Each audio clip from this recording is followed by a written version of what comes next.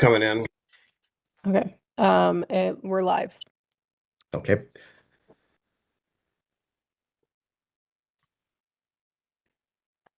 Okay. Okay. We'll wait another just 2 minutes. We'll start at 10:08. It looks like Terrence is trying to access the link. And Tasia, if you can help him on the back end, that would be great. Yes. And thank you all for your patience this morning. And I'm in the midst just as switching over right now. Okay, great. Perfect.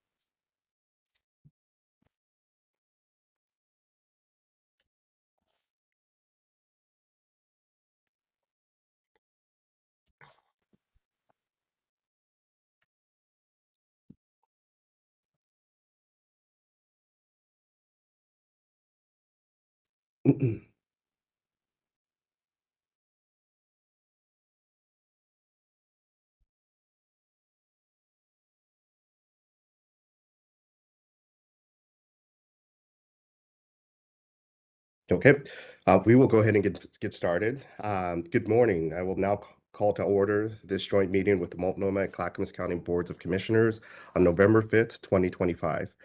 I'm Multnomah County Commissioner Vince Jones Dixon. The Secretary of State has asked me to chair the meeting this morning. Before we begin, I would like to recognize the work that the late Rep. Hua Nguyen championed during her time as a state legislator, a school board member, and a representative of House District 48. As a community, we mourn the loss of Hua as a leader and just an amazing human being. Just for a brief moment, I would like us to pause for a moment of silence just to recognize Representative Nguyen's service to our state and the district.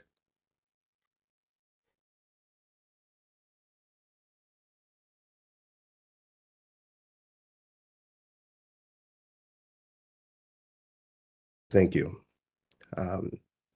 This meeting is occurring at the time and place designated by the Secretary of State, the Multnomah County Board of Commissioners, and the Clackamas County Board of Commissioners to fill a vacancy in the office of Oregon Legislative Assembly State Representative for House District 48. The Democratic Party of Oregon nominated 3 candidates for our process today. Thank you each for stepping up, as you all are value leaders in our community. Our candidates for consideration are Jose Gamero Georgeson, Terrence Hayes, and Lamar Wise. Additionally, I'm joined by Multnomah County Board Clerk Tasia Nelson, who will be assisting in this proceeding this morning. Board Clerk, could you please call the roll?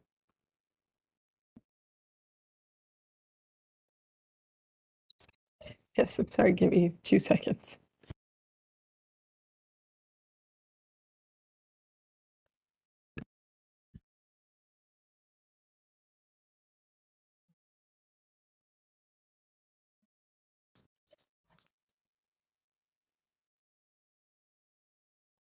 Good morning, Jenny Madcor, Multnomah County Attorney. I'll step in and help the board clerk. Commissioner Singleton.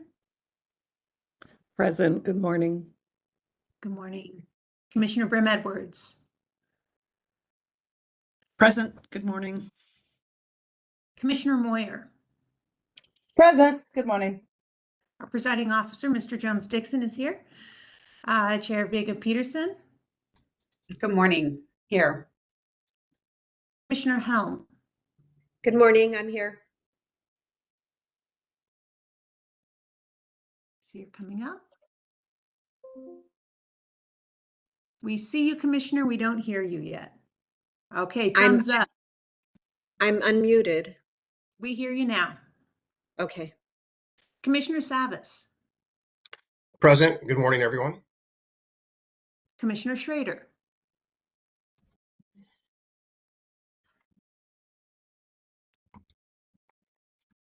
Commissioner Schrader, I neither see you nor hear you. I'm here. Good morning. All right, there you are. Commissioner West. Good morning, everyone, and I'm present. Good morning. Your sound's a little choppy, but I'm sure that'll be fixed later just as the internet connection improves. And Clackamas County Chair Roberts.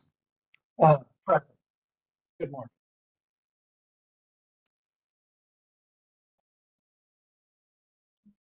And Commissioner Jones-Dixon, I think we have everybody. If I missed anybody, please let me know. Great. Thank you. Thank you, County Attorney. I'd like to give a brief moment for Chair Roberts and Chair Vega Peterson to share a few brief open introductory remarks. Chair Vega Peterson, we'll start with you.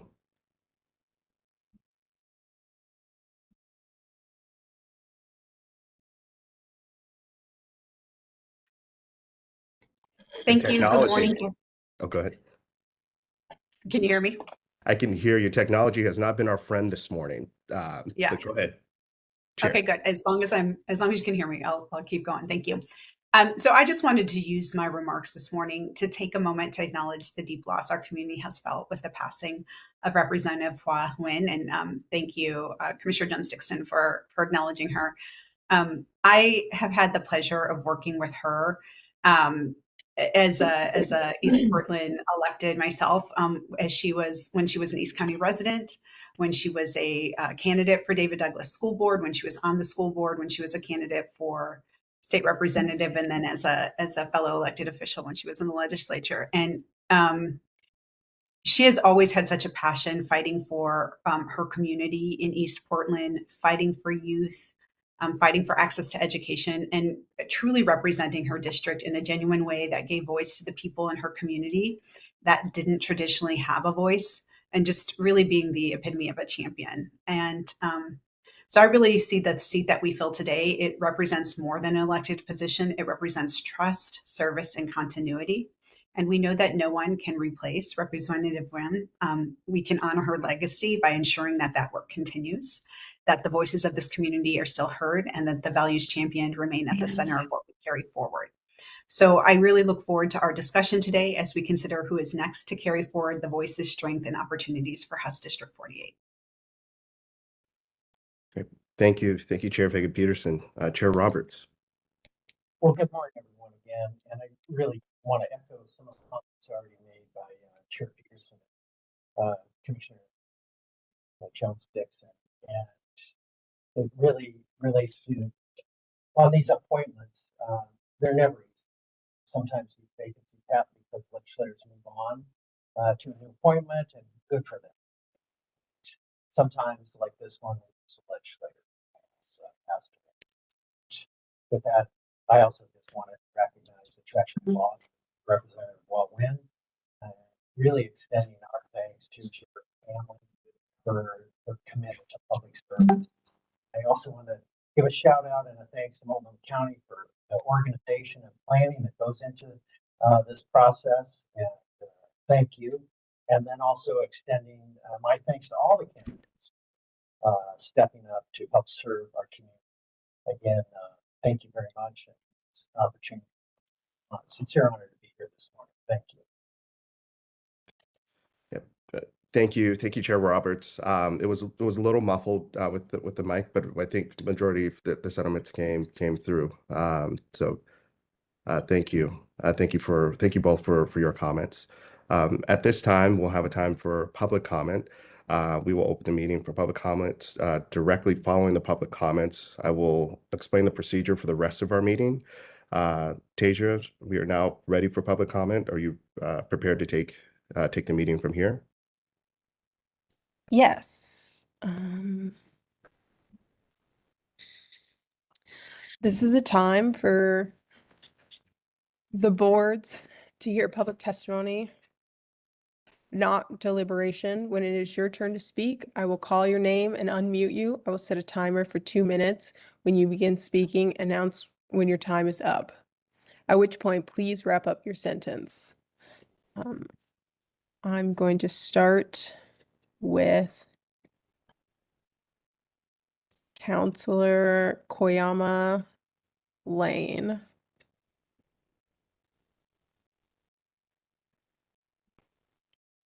Counselor Lane, you can unmute yourself and begin.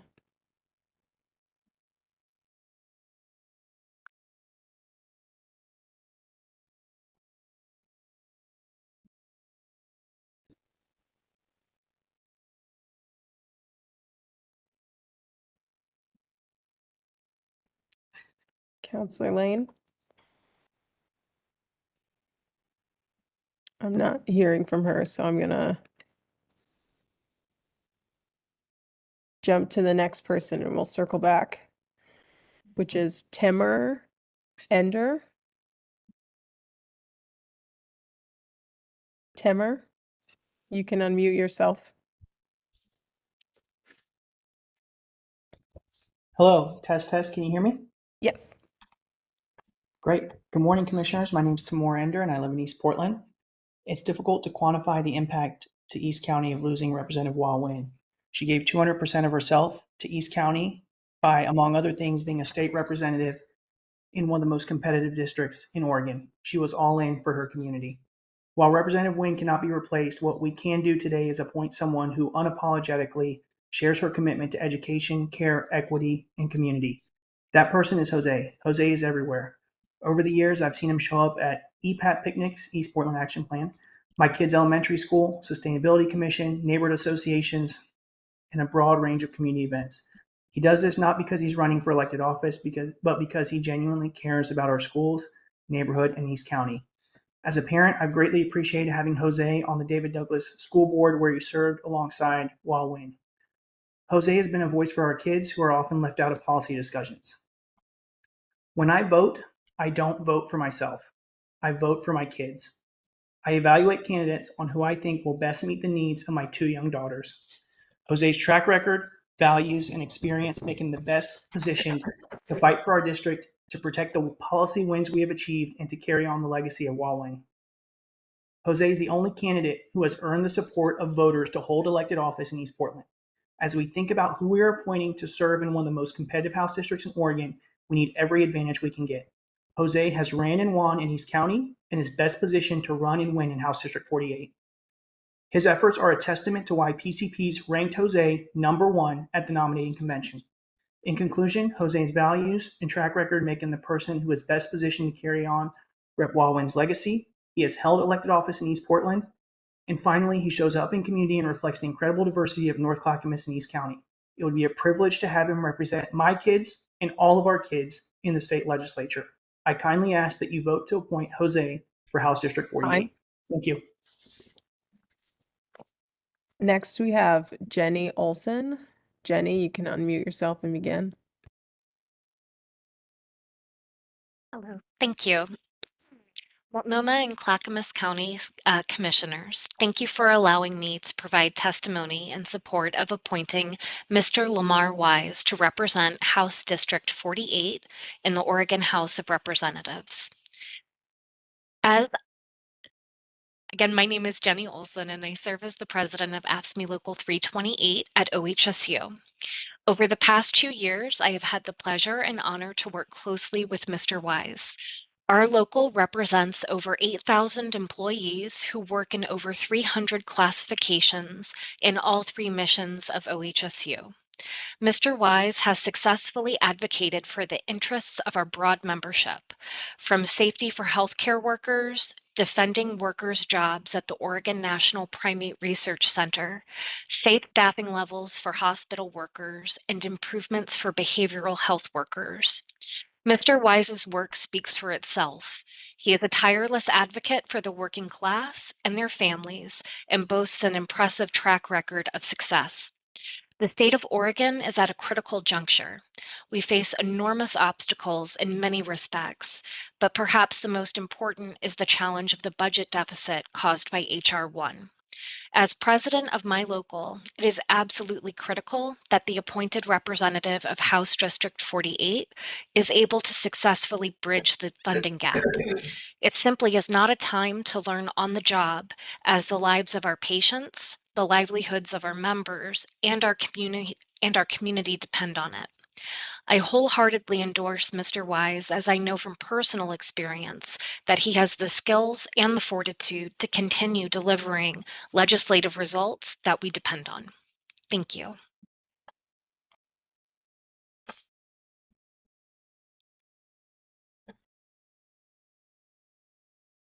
Sorry, I was on mute. Next, we have Steph Routh.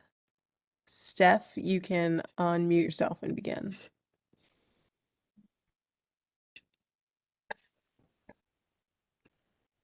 Hello, is this working?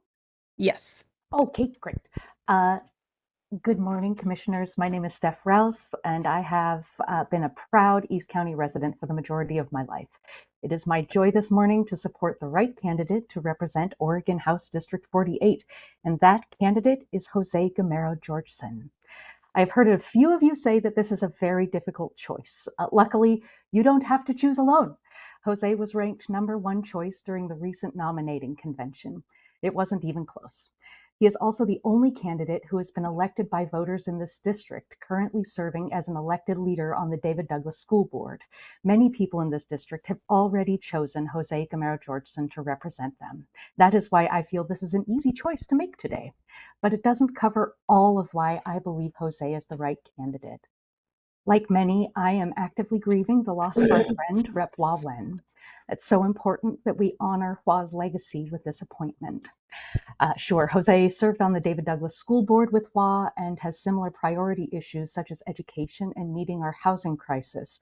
But what made Rep. Hua a remarkable representative for House District 48, a vibrant, incredibly diverse district in many ways, demographically and ideologically, was how she listened to people, how she earnestly, honestly struggled with issues. I see the same commitment to listening to all sides of an issue from Jose, and that is evident from the fact that in every committee or board or commission he has served on across the ideological spectrum, his peers choose him to serve as leadership. As co-chair of the Government Transition Advisory Committee to incoming president-elect of the OSBA, he is an honest broker of tough decisions. That is why he is the ideal candidate to continue Hua's legacy. So please choose the person who deeply listens and struggles with difficult topics. Please ratify the will of voters and PCPs. So please appoint Jose Gamero Georgeson to represent House District 48. Thank you. Next, we have Chris Waller. Chris, you can unmute yourself and begin. Good morning, Commissioners. My name is Chris Waller from Jennings Lodge in Clackamas County. Some of you may know me as the chair of the Clackamas County Democrats, although today I am speaking for myself. As you may know, the voting members of our Democratic Party are our precinct committee people, or PCPs. These are people who are committed to civic engagement, who are knowledgeable about the issues in their district, and who care deeply about their neighborhood and who best represents their values and will work for the benefit of everyone in their district. The PCPs of House District 48 overwhelmingly chose Jose as that person. Jose has the boots on the ground knowledge and the established community trust needed to represent this vibrant, diverse district. His experiences as an immigrant and a person of color reflect those of many of the residents. He's in a unique position to understand the needs of his community and to address them. Over the years I have known Jose, I've seen him working again and again to support the rights of all people. He's been a passionate voice for so many whose voices may not often be heard in our society. There's a reason that so many community leaders and organizations, East County Rising, Apano, the Mother Pack, and more, all have endorsed Jose. He's been out there doing the work, and he will continue to do so as the representative for House District 48. I urge you to appoint him to this position. Thank you. Next, we have Odalis Aguilar. Odalis, you can unmute yourself and begin.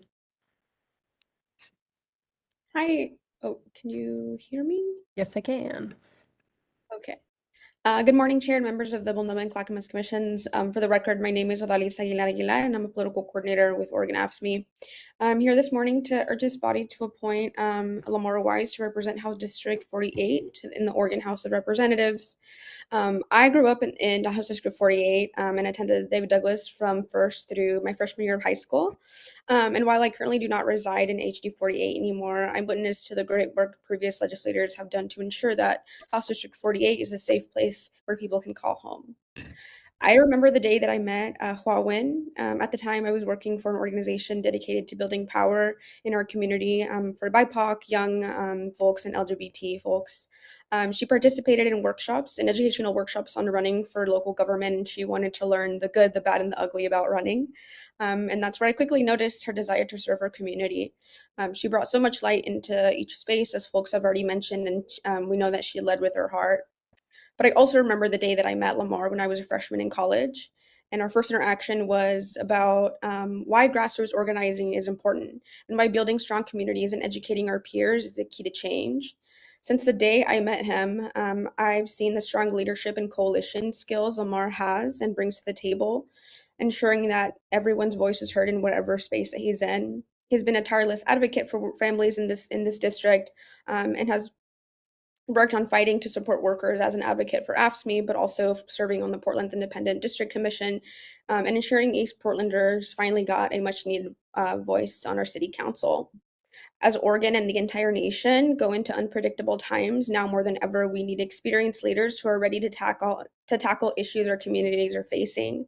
Oregon is facing a nearly $1 billion shortfall, and House District 48 needs someone who can quickly respond to the ever-changing political landscape, someone who's a dynamic leader and a team player at the same time.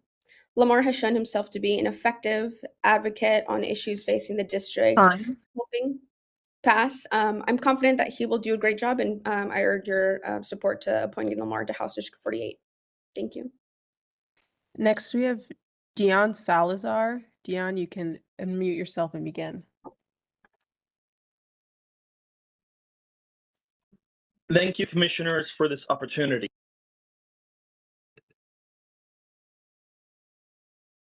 Dion? It looks like you were available, but you cut out. Oh, okay. I was reading the thing I had written. Oh, you're Dion? Yeah. Wait. So the video will probably cut out if I'm reading the thing that I've written. Was the sound still available? No, it wasn't. All right then. All right. I want to remind you, county commissioners, that one of the candidates, Lamar Wise, moved back into the district and re-registered his voter address in June or July. I actually know both this year, according to county election records. I have sent this to the Secretary of State, and they have informed me that it is not up to their jurisdiction, even though the Oregon Constitution, Article 4, Section 8, Part 7A states that someone has to be residing in the district, as in living there, for at least 1 year prior to the appointment process. Now, beyond that, I urge you to appoint Terrence Hayes because he is the person who can unite progressives, moderates, and other types of voters in order to build a true coalition for change. He is a true leader who represents independence, grit, and determination. Working with him to work on East Portland's issues has been the honor of my life. He has demonstrated an ability to understand the needs of affordability of many East Portlanders, in particular, the needs for safety and what the needs of people of color need. He is an formerly incarcerated person, and so he actually has a good degree of lived experience. I know Hua Win. She's my old former middle school administrator. She eventually served on David Douglas School Board where I went to high school. She's someone who I have deep respect for and I'm currently mourning. I can think of no better person than Terrence Hayes to fill this position. Time. So, yeah, thank you. Next, we have Kaliko Castile. Kaliko, you can unmute yourself and begin. Hello and good afternoon, good morning, everyone. My name is Kaliko Castile. I am the Politics, Policy, Advocacy, and Civic Engagement Director at Apano Action Fund, one of the longest standing culturally specific C4s in the state and the only Asian-led C4. I'm here today in support of the appointment of Jose Gamero Georgeson to fill the HD48 legislative seat. Our sister organization, Apano Communities United Fund, represents the Asian American community, and many of our members are located in East Portland, specifically in HD48. And with the passing of Representative Hua Win, we believe we need a leader rooted in this district who will continue her legacy of care, equity, and community. Apano Action Fund is happy to endorse Jose as someone who leads with love and compassion for his region and his neighbors. And we believe that his experience on the David Douglas School Board, as well as his recent election to lead the Oregon School Board Association, proves that he is able to work across the ideological spectrum to build a better tomorrow. We also believe that Jose's lived experience will allow him to best represent all of the voters in HD48, including communities too often left behind. Mahalo for your consideration of this appointment, and Apano Action Fund encourages you to vote for Jose Gamero Georgeson for the HD48 appointment. Thank you so much for your time. Next up is Johnny Earl. Johnny, you can unmute yourself and begin.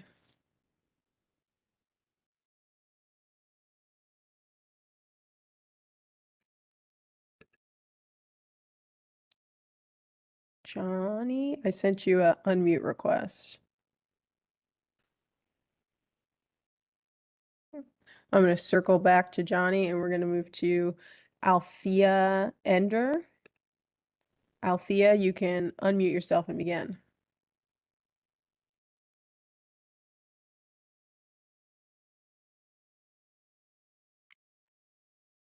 Good morning, Commissioners. My name is Althea Ender, and I serve as a director on the David Douglas School Board. The following statements are my personal views and not made on behalf of the school board.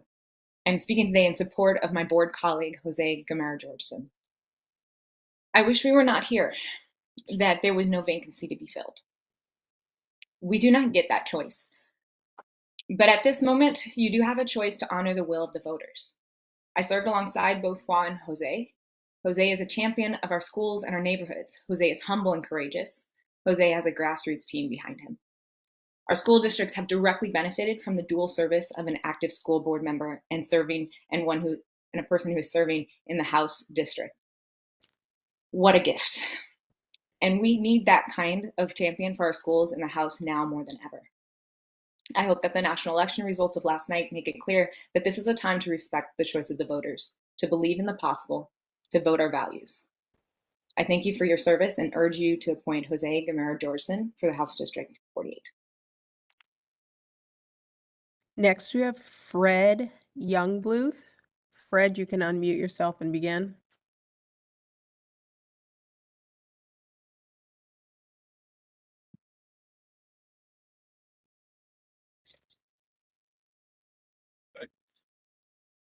Good afternoon, Commissioners. My name is Fred Youngluth. I am a resident of Happy Valley and the proud president of Oregon AFSCME.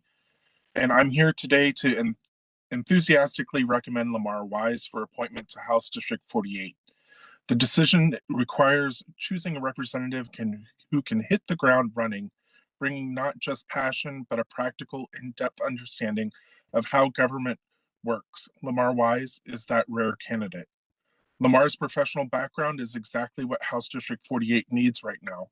As a former policy director for one of Oregon's largest public employee unions, or the current director, he spent years navigating the complexity of the state capitol, crafting budgets, negotiating high-end stakes legislation, and finding compromise where others couldn't. He doesn't just know the issues, he understands the legislative process, the budget limitations, and the mechanisms required to transform a good idea into effective state law. He is uniquely prepared to represent us from day one, ensuring that our district's needs are met with strategic, durable policy solutions. This policy expertise is directly tied to his dedication to two of our district's most critical challenges, education and behavioral health. In education, Lamar's work on the Student Success Act demonstrates his commitment to our schools. He understands that fully funding our classroom, addressing chronic absenteeism, and ensuring every student, especially those in special education programs, has the resources they deserve, and that's paramount.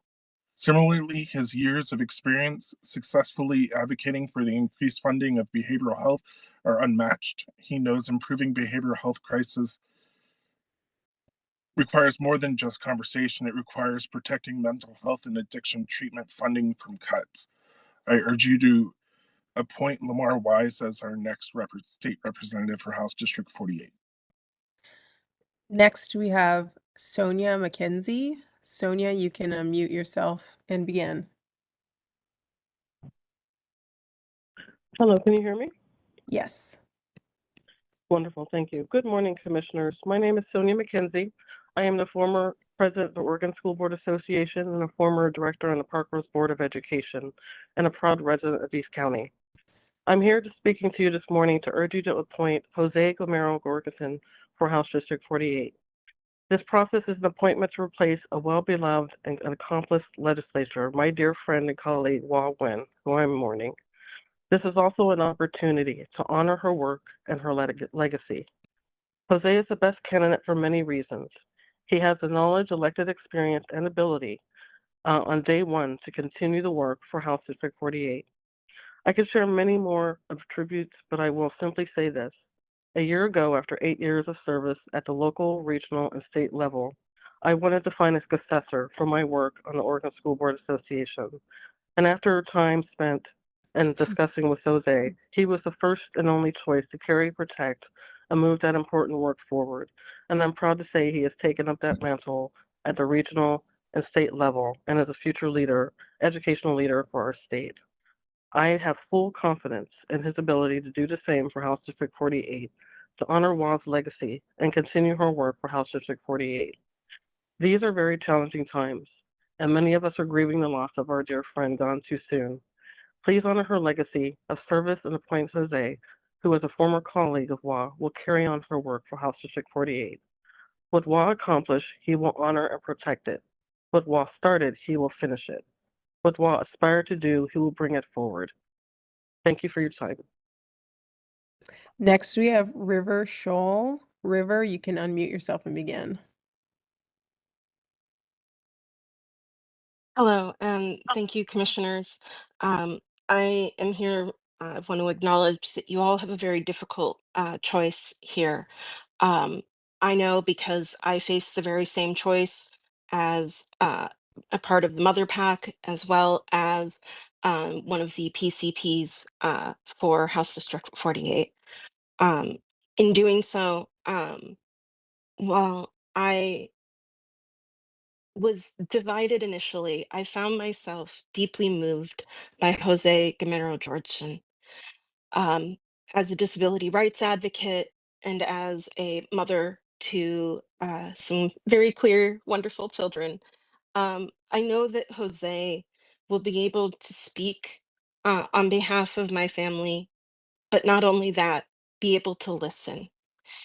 His experience, his activism, his engagement, and his understanding is unlike anything I've really seen from politicians. It is grounded in a lived reality and compassion that I, in my very bitter old age here, have not seen very much of.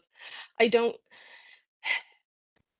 he understands things that I feel like so many politicians can't see. And right now, especially in House District 48, we really need an advocate that understands what we are going through, why we are afraid, and what we hope and dream for when it comes to things like healthcare and housing and safety. So, thank you for your time. And I really do. I beg you to get Jose Gamero Georgeson for House District 48. Thank you. Okay, I'm going to circle back to Councillor Koyama Lane. Councillor Lane, can you unmute yourself? And Board Clerk, I'm just going to jump in real quick. We're running a little behind, and Vice President Koyama Lane, just wanted if you could just limit your remarks and the remarks moving forward to just 1 minute, and then submit your written remarks as well. That would be helpful. Thank you so much. The floor is yours. Good morning, commissioners. For the record, my name is Tiffany Koyama Lane. I'm a mom, public school teacher, proud union member, currently the vice president of the Portland City Council here in my personal capacity. I want to take a moment to acknowledge Wah. We first crossed paths when she was supporting my students as an attendance coach at Sunnyside Environmental School. Today, I'm here to speak in strong support of Jose Gamero Georgeson for the HD48 appointment. I want to start with highlighting Jose's work on the City of Portland's Government Transition Advisory Committee and the chair As the chair of the governance committee, I can say that his work certainly has benefited our city and has been a foundation that we've built upon. And his leadership on that committee really stood out. He took on some of the hardest parts of that process, diving into uncertainty, helping people of very different viewpoints come together, thinking deeply about how to make our new system work for everyone. And he was asked to serve as co-chair when he didn't just facilitate meetings, he worked on building trust, collaboration, when people didn't always agree. That's exactly the kind of thoughtful, bridge-building leadership we need in Salem. Someone who listens, willing to wrestle with complexity and put the community first. Thank you for your time. And directly to Jose, I'm so proud to know you and support you. Okay, and one last call for Johnny Earl. Johnny, can you unmute yourself? Yes, hi, I'm Johnny Earl. I'm president of SEIU 503. I'm here today to urge that this council appoint Lamar Wise to represent House District 48 in our Oregon House of Representatives. Lamar has been a tireless advocate for working families from his district, from fighting to support workers and advocate for AFME, to serving Portland's Independent District Commission and ensuring East Portlanders finally get a much-needed voice on City Council. During my time as a staff member at the University of Oregon many years ago, I saw Lamar make a difference and advocate for all the students. With looming budget deficits caused by HR 1, we need someone who could come into the legislature and fill the budget gap during its short session. Lamar is the only candidate who has real experience successfully passing bills in our state legislature. This is critical. In order to successfully represent House District 48, we need someone who can advocate to get back to work and deliver our district one day at a time. SEIU members who represent 70,000 workers in the state are truly counting on Lamar and his creative solutions for these times. Okay, that concludes the public testimony. Thank you, Tasia, and thank you to all the members of public who spoke or wrote in. In addition to the in-person testimony, we received over 80 written comments, each of which were shared with the commissioners of the board members this morning. I will now explain the procedures for this meeting, and will then ask for a motion to adopt the procedures. Each candidate will have the opportunity to make an opening statement. Once opening statements are complete, I may call for a brief recess as needed. Following their introductions, each commissioner will have the opportunity to ask one question of the candidates. Candidates will have 1 minute to respond. After the questions are all asked, each candidate will have 2 minutes to provide a closing statement. The boards will then deliberate and take preliminary votes until we identify one nominee with plurality of votes. A plurality of votes means the most votes. Therefore, if nobody receives the most votes, we will continue to deliberate and take preliminary votes. Once we identify a nominee that receives a plurality of votes, we can move forward with the appointment. In accordance with ORS 171.062 and based on the number of registered electors, each Clackamas County Commissioner is allotted 2.6 votes, and each Multnomah County Commissioner is allotted 6.8 votes. If for any reason a county commissioner is unable to attend this meeting, that commissioner's vote will not be cast. May I have a motion to adopt these procedures? So moved. Second. Moved by Commissioner Singleton, seconded by Chair Vega Peterson. Any questions or discussions on the motion? All right. Tasia, can we take a roll call vote, please? Or Jenny Madcore. Commissioner Singleton? Yes. Commissioner Brim Edwards? Yes. Commissioner Moyer? Yes. Commissioner Jones Dixon? Yes. Chair Vega Peterson? Yes. Commissioner Helm? Aye. Commissioner Savas? Aye. Commissioner Schrader? Aye. Commissioner West? Aye. Chair Roberts? Aye. Okay. The procedures are adopted. We will now move on to opening statements from our candidates. Each candidate will provide a 2-minute opening statement. We are proceeding in alphabetical order by last name. So we'll begin with Jose Camaro Georgeson. Welcome. Thank you, Commissioner and guests. Um, my name is Jose Gamero-Georgeson, and it's an honor to be up here today as I seek your appointment to represent House District 48 and continue the work of my friend, the late Representative Hua Wen. I was proud to have Hua represent me and my community. She was a shining example of leadership. She fought for so many issues that were important to us, and if appointed, I will respect Hua's legacy and the will of the voters who elected her by focusing on some of the issues that matter most to her: education, battling chronic absenteeism, and raising the special education cap, programs that help folks get into housing, expanding access to mental health services. But I also have my own priorities, exploring a better revenue model for our state. We won't be able to accomplish anything unless we have a more consistent, dependable revenue stream where most of us pay less in taxes.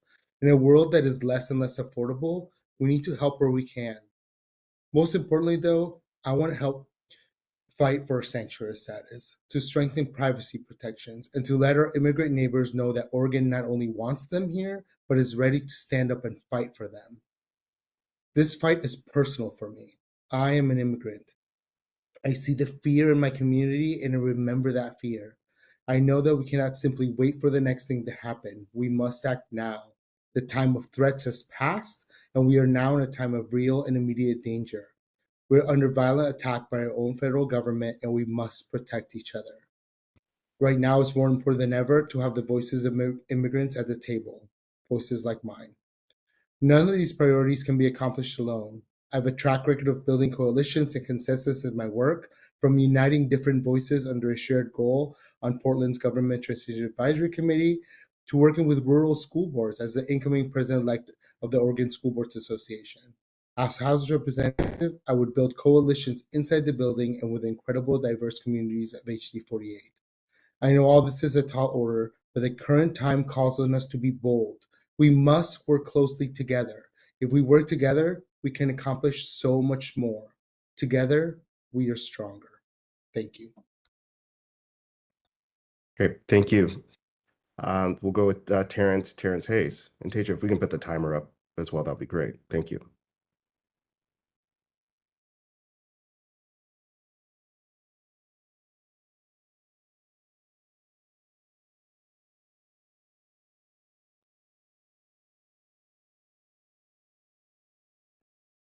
Terrence?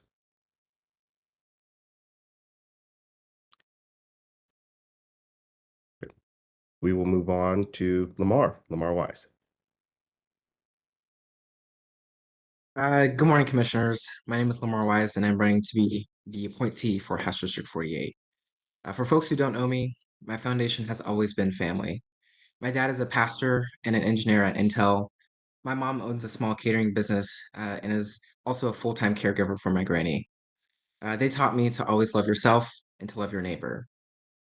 I'm running because I love my community, and I'm tired of seeing government fall short of its potential. I'm running because I'm the experienced leader who can hit the ground running on day one. In my 10 years of advocacy, I've passed dozens of bills to support working families and secure millions of dollars for our critical services that our district relies on. Our district is below the statewide median annual salary, meaning that we experience income inequality and struggle with affordability. And I know what that's like. I've been on SNAP, I've had to couch surf, and I've seen my bank account in negatives, experiences that the residents of our district endure every day.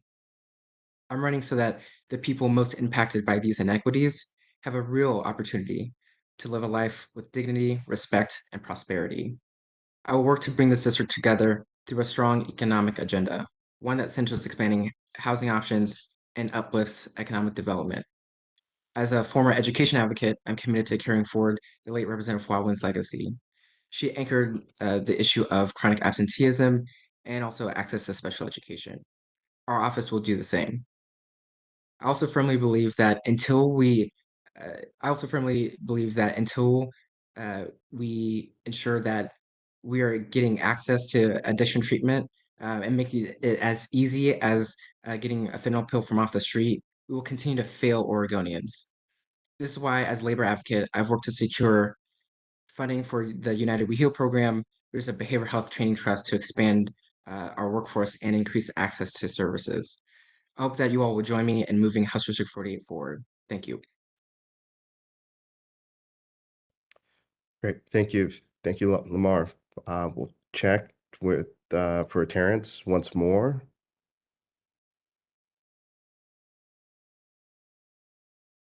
Okay. Hope everything's okay. Again, thank you all. We will now move to questions prepared by the board. Each commissioner will have the opportunity to ask one question. Each candidate will have 1 minute to respond. We will proceed with questions in order of commission position number, with the exception of the chairs of each county. We will begin in this order: Commissioner Moyer, followed by Commissioner Savas, then Commissioner Singleton, followed by Commissioner Schrader, then Commissioner Brim Edwards, then Commissioner Helm, and then myself, then Commissioner West, and then Chair Viggo Peterson, and then Chair Roberts. We will begin with Commissioner Moyer. First question directed towards Lamar Wise. At the end of last, I'm sorry, Commissioner Moyer. Looks like we have one question from Commissioner Savas. Yeah, sorry to interrupt, Chair. I just want to know or verify that someone's trying to reach out to the other candidate who we have not heard from yet. I can see him in the participants list, so I don't know if there's a technical issue, but I just want to know that there's someone's pursuing that. I've sent him a text message. Thank you. He just told me he's been trying to get in. So I don't know where he's at, but he's been trying to get in. maybe we should pause for a minute, just try and work it out just so that. Yeah, we will take a 4-minute recess and come back at 10:57 or 10:58. And it looks like he just sent a message, Commissioner Jones Dixon, in the chat. I see that. So we'll go on recess until 10:58 and we'll reconvene. Thank you. All right. Thank you. Yeah.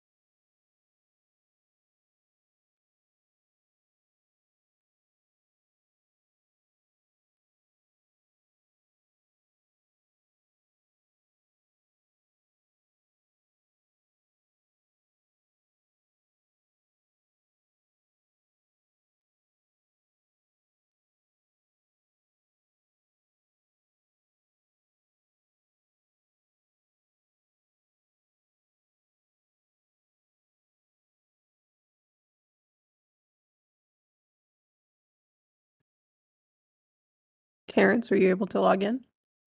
Yeah, can you hear me? Yes, I can. Let me Oh my add you God, back thank you. to the meeting.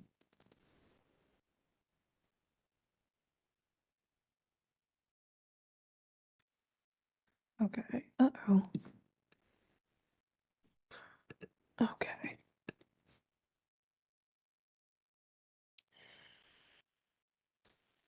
All right. I'll let everyone know you were able to join.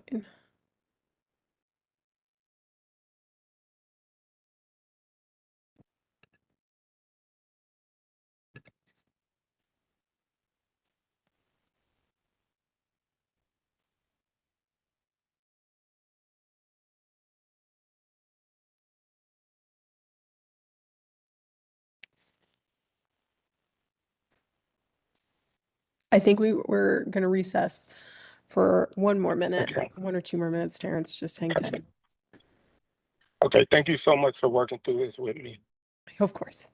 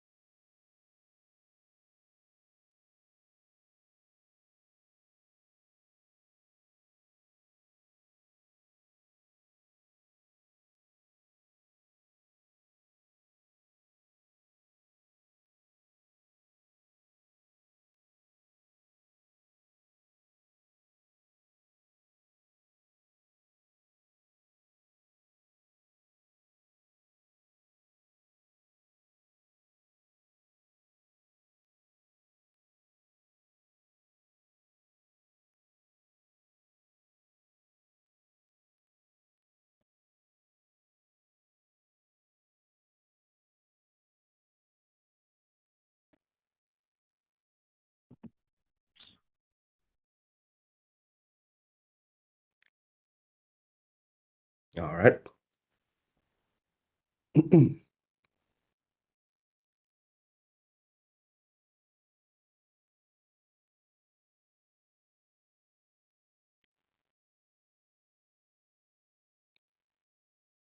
I will invite everyone to come back, and we will bring the meeting back to order at 10:58.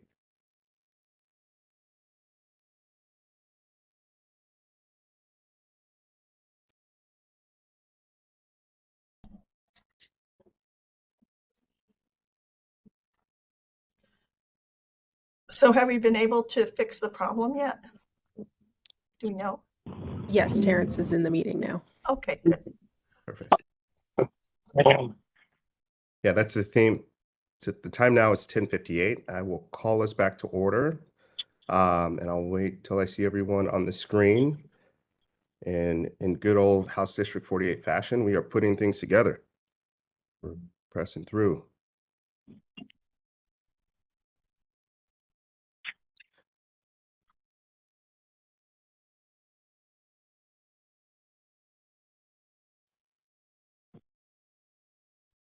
Okay, great. Time now is 10:58. I'll call the meeting back to order. We are in the process of hearing opening statements from our three candidates. Terrence Hayes, the floor is yours. Welcome. Thank you so much, guys. And I apologize, and even to you, Lamar, for you having to go out of order there, guys. Thank you so much for your patience. I'll make this as brief as possible, seeing that I've already caused a little bit of chaos here. Again, my name is Terrence Hayes. When I ran for city council last year, I ran on a platform that our city could be a safe, clean, and affordable city. And I think that still applies to the needs of House District 48. One of the priorities that we all agree on as we split counties is the safety and the need for public safety in this district. I'm a formerly incarcerated individual. I lost a cousin to police violence, as well as I'm an advocate for police reform and community, the reconnection of community in our policing. I have lived a life that is dedicated to take my lived experience, my pain, my trauma, and rebuild healthy relationships. And those relationships have led to things that have made our community safer. I hire formerly incarcerated people. We talk about community and lived experience. That has been my life. I don't come from the same legacy as a lot of folks when it comes to politicians, but I do come to politics, but I do bring community. And the heart of our community in this district is a safe community, an affordable community. My business resides in this district. It feeds the families in this district, and it is committed to bringing work. And I would bring that same commitment to legislation. I know that we need to focus on infrastructure build out. We need to focus on the relationship between community and government. And I, as a government contractor, as a labor contractor in Local 48, I understand the value of those relationships and how essential it is for community to be able to afford their housing, right? We always talk about affordable housing, but we rarely talk about the need to get a paycheck that can actually afford the housing in our district, in our cities, and in our communities. We are at a point where we're noticing students, our young people are transitioning from high school into a workforce, and they are ill prepared. They are not ready. I want to make sure that we are bringing the resources needed into our schools to transition young people into workforce so that they are not struggling, so they are not afraid, and that college is not the only option for them. Time. Thank you guys very much. Yeah, thank you. Thank you, Terrence. We will move on to the questions from the commissioners. And as stated before, we will begin with Commissioner Moyer. And Terrence, you are first up, followed by Lamar, and then Jose. Okay. Thank you. I wanted to ask a question that I had the opportunity to work closely with Representative when on, and it was a valued part of my relationship with her, and that has to do with defending Multnomah County's Preschool for All program. At the end of last session, the governor and a handful of legislators from this area led an effort to kill the tax that funds Preschool for All, a voter-approved universal pre-K program in Multnomah County. Representative Nguyen strongly stood up for PFA and was a leader in pushing back. How do you plan to defend the voter-approved Preschool for All program? Thank you for that question, Commissioner.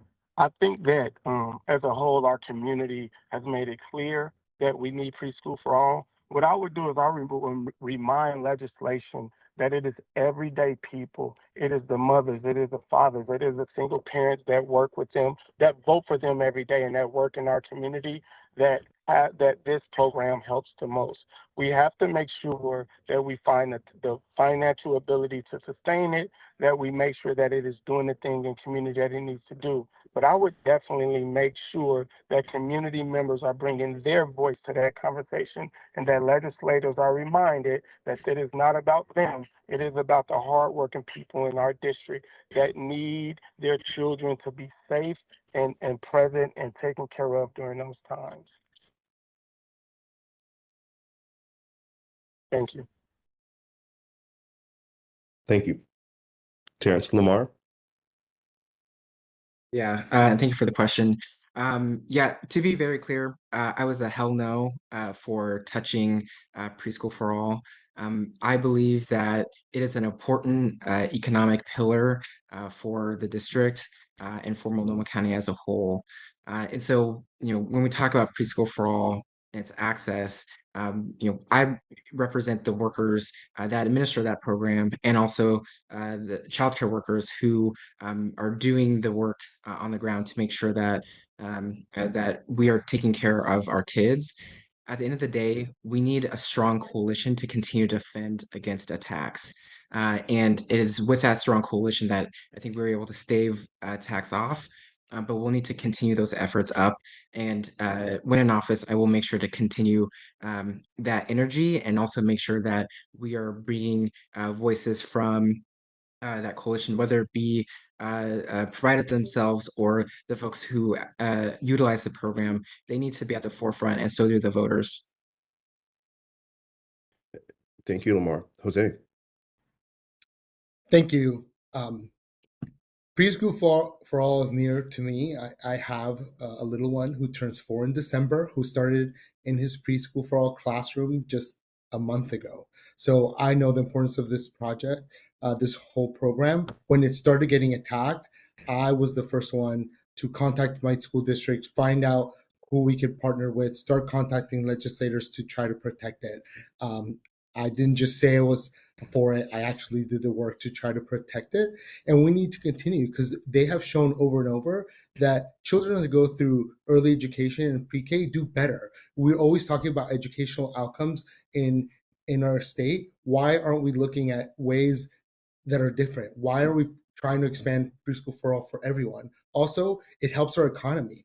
Most families can't afford to send their children to pre-K. So when we allow families to make that choice and be able to send them to preschool for free and go enter the workforce, they've shown that those dollars go right back to our economy. Thank you. Thank you, Jose.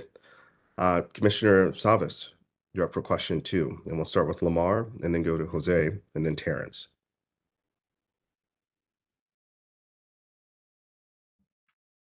Thank you. I first want to just say that I met Wawin when she first ran, so I got to know her very well. I just want to just say a few words that just to recognize her passion for her work. She was a very a beautiful person, and she was very engaged in her community. So I would like to see that legacy move forward.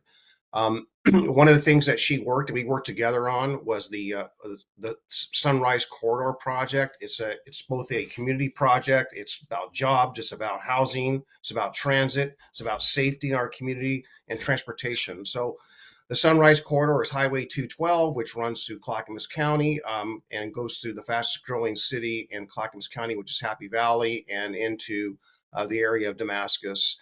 And so I ask you, what your thoughts are on helping this project move forward for economic development and jobs in both Multnomah County and Clackamas County. Yes, thank you for the question. Yeah, so the Sunrise Corridor is crucial, right? It's also a way to connect community in my eyes. And to your point, Commissioner, yes, we absolutely need that in order to also continue the economic development that is so needed in the district.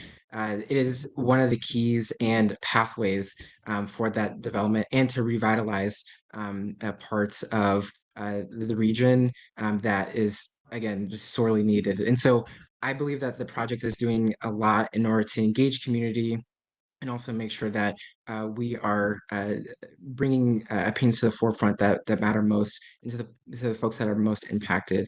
Transportation is something that I've worked on in the past, and I want to make sure that we have safe, reliable transportation so folks can get to work, get to their place of religion, what have you. And I'm happy to work with you on that project and moving that forward. So thank you for the question. Yeah, Jose. Yes, thank you. The Sunrise Corridor is important to this area. What I've seen over and over in working in my community is that East County and the more rural areas have gotten the short end of the stick when it comes to funding these big projects. And it's about time that we start reminding people of that and how it's an equity issue that we don't fund these projects. We are keeping rural areas poor and diverse communities poor by not funding these projects that bring economic development, bring infrastructure, bring more development. We have to tell everyone exactly by doing the engaging not only with our legislators but with our community and showing them the importance of this project. That's how you move the needle. You get people to tell their legislators and other legislators how important this is to them. I've seen the power that we have when we engage our community to back a project, and we can get it done. Okay. Thank you. Thank you, Jose. Terrence. Yes. I think that of course we have to support any infrastructure build outs that bring jobs into community, especially in this district. One of the things I think we miss when we're talking about these projects is how we fund them. Keeping special interests out of these projects allow us to get them done in a practical way. As a person who is now helping and working on the development of the I-5 corridor project, I have a special view and a unique understanding of how to get these projects going, how to keep them going, and the things that stop them from going. When we look at the I-5 corridor project, we know we have a funding issue also. I understand where that came from. I understand that a lot of special interests peek in, they poke and they pry until these things don't get done. I would look at every build out transportation infrastructure. I would look at making sure that it is funded properly. And I have the lived experience to pull out those things that are not necessary and to focus on the jobs and opportunity that they provide to the community. I would make sure that these projects go. Thank you. Time. Thank you, Terrence. Commissioner Singleton, I hand it over to you. And we're going to begin with Jose, then Terrence, then Lamar. Commissioner Singleton. Thank you.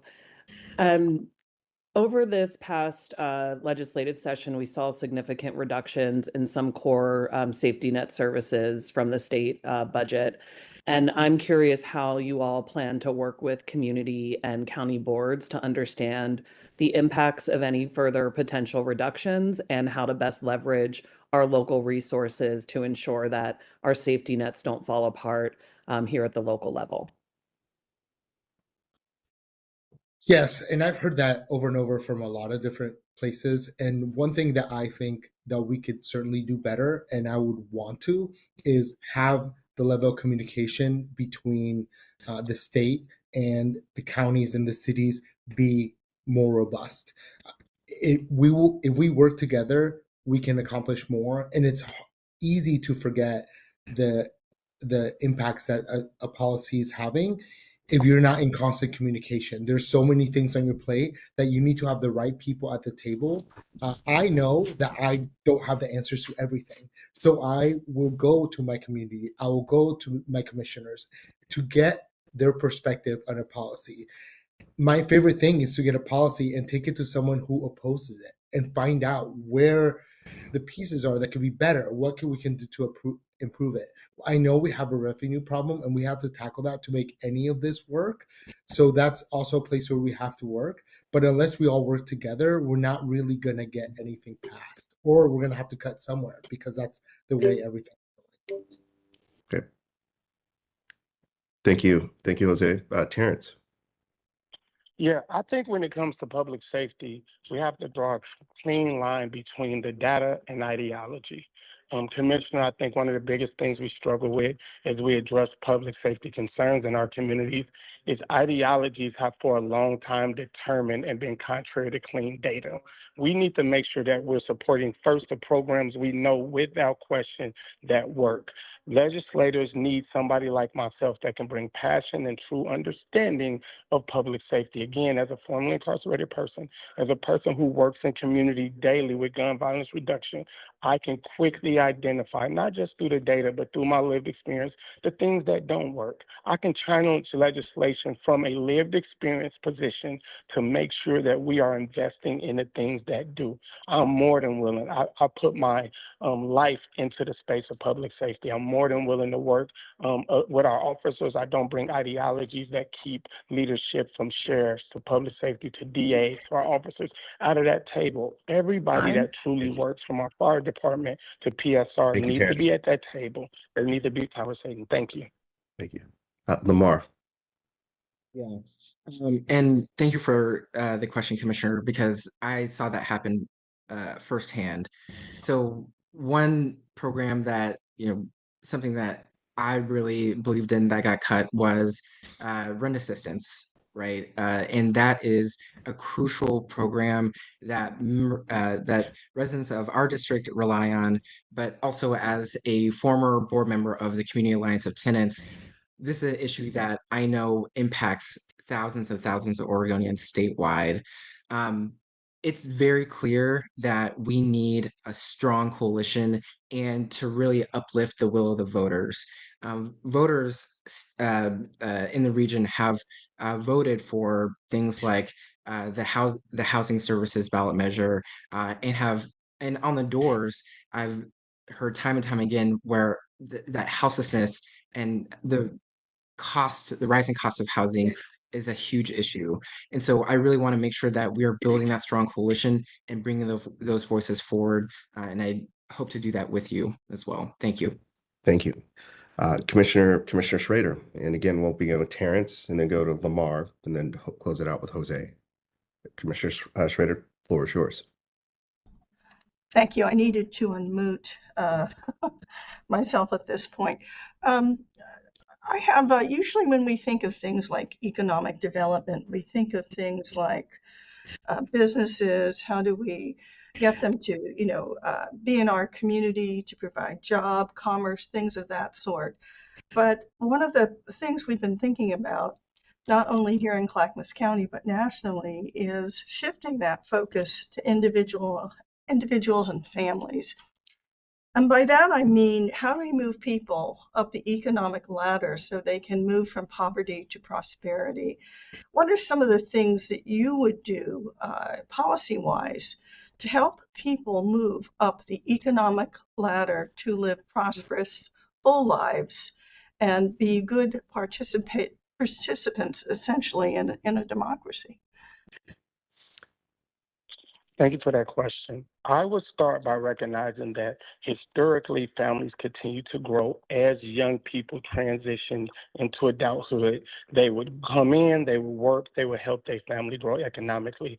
So I get back to the need for workforce development in high school, especially our seniors, transitioning from high school into adulthood, having living wage jobs and making sure that they can bring economics into their families. Secondly, I would say that we need affordability. When people can afford their rent, when when rents are affordable, when food and community makes sense to go out and spend money, then people do better. Communities do better. So our children need to be prepared. Our community need to be safe and valuable, something we spend money in. And then our adults that is striving through every day, barely making it, they need hope and they need policy and change and people at that level that's going to actually do the work and bring economics back into community, bring private investors that provide jobs and opportunity for community members. Thank you. Thank you. Lamar. Yeah. Thank you for the question. First off, we need good jobs. And as a labor advocate, that's something that I've worked on tirelessly is to make sure that we are improving wages and working conditions and retirement of working families. With that being said, I also think that we need revitalization projects, right? I want to work with organizations like Prosper Portland and really make sure that we are leveraging state dollars to revitalize areas to ensure that we're bringing in small businesses and also create community-based areas where folks can come together and be together in community. With that being said, I also think apprenticeships are a huge thing that we need to support. I've supported an apprenticeship program again through both behavioral health and healthcare, and we've seen folks be able to earn while they learn, get master's level degrees, be able to bill Medicaid at a higher rate, and actually bring more money into the state. So I want to continue to use my policy expertise to figure out how we can leverage the dollars that we do have and to maximize on investments and to better our communities. Thank you. Jose. Thank you.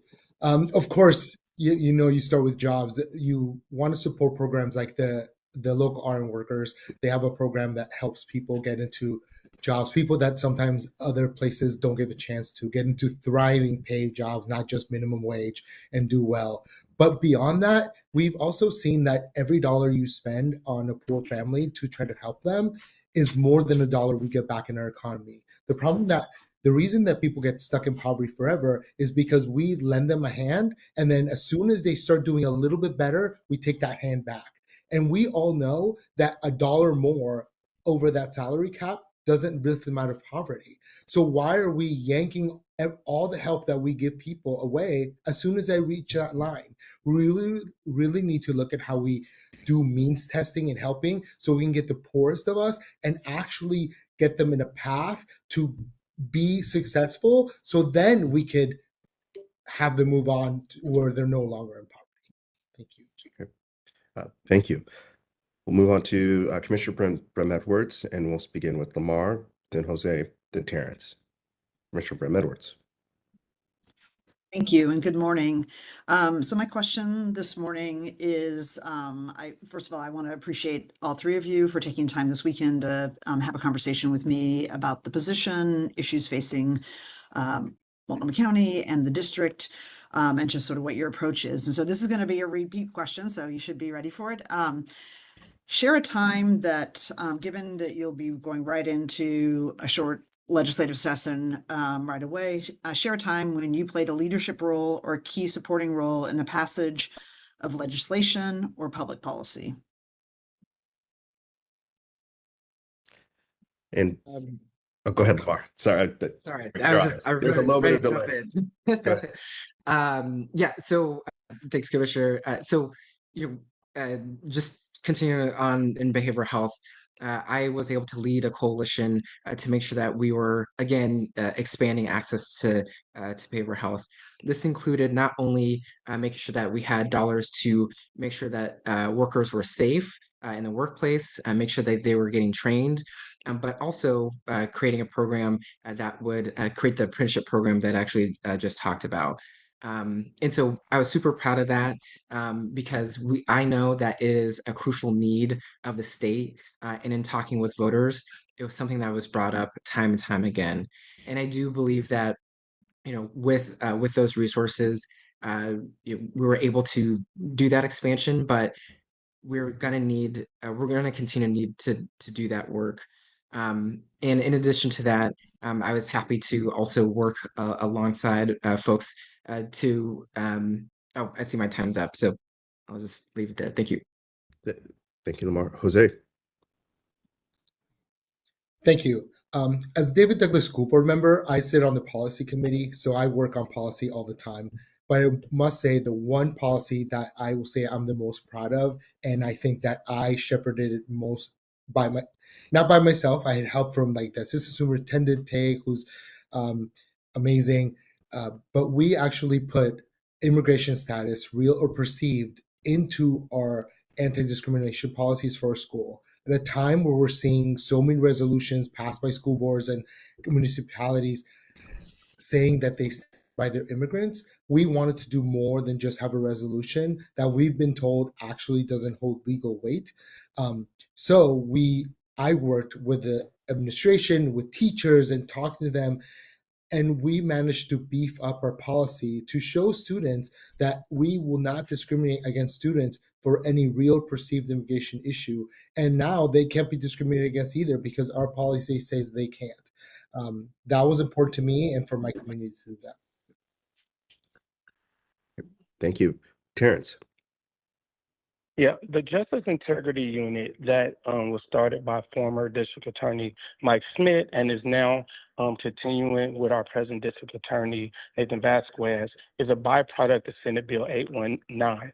I would argue that this was probably the greatest restorative justice and criminal justice reform legislation we've seen in our state.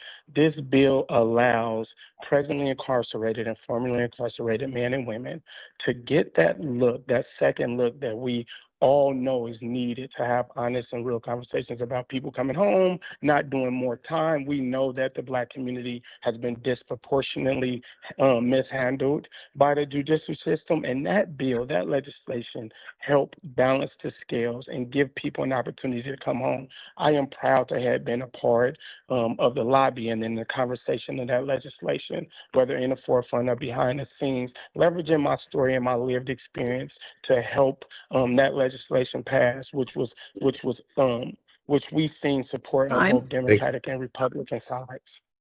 Thank you. Thank you, Terrence. Commissioner Helm, the floor is yours. We'll start with Jose, then Terrence, then Lamar. Thank you. And thank you for the opportunity to meet all of you. I've heard from some of you and had the privilege to speak to you about some of these issues. I'm in Damascus. I think you guys know that.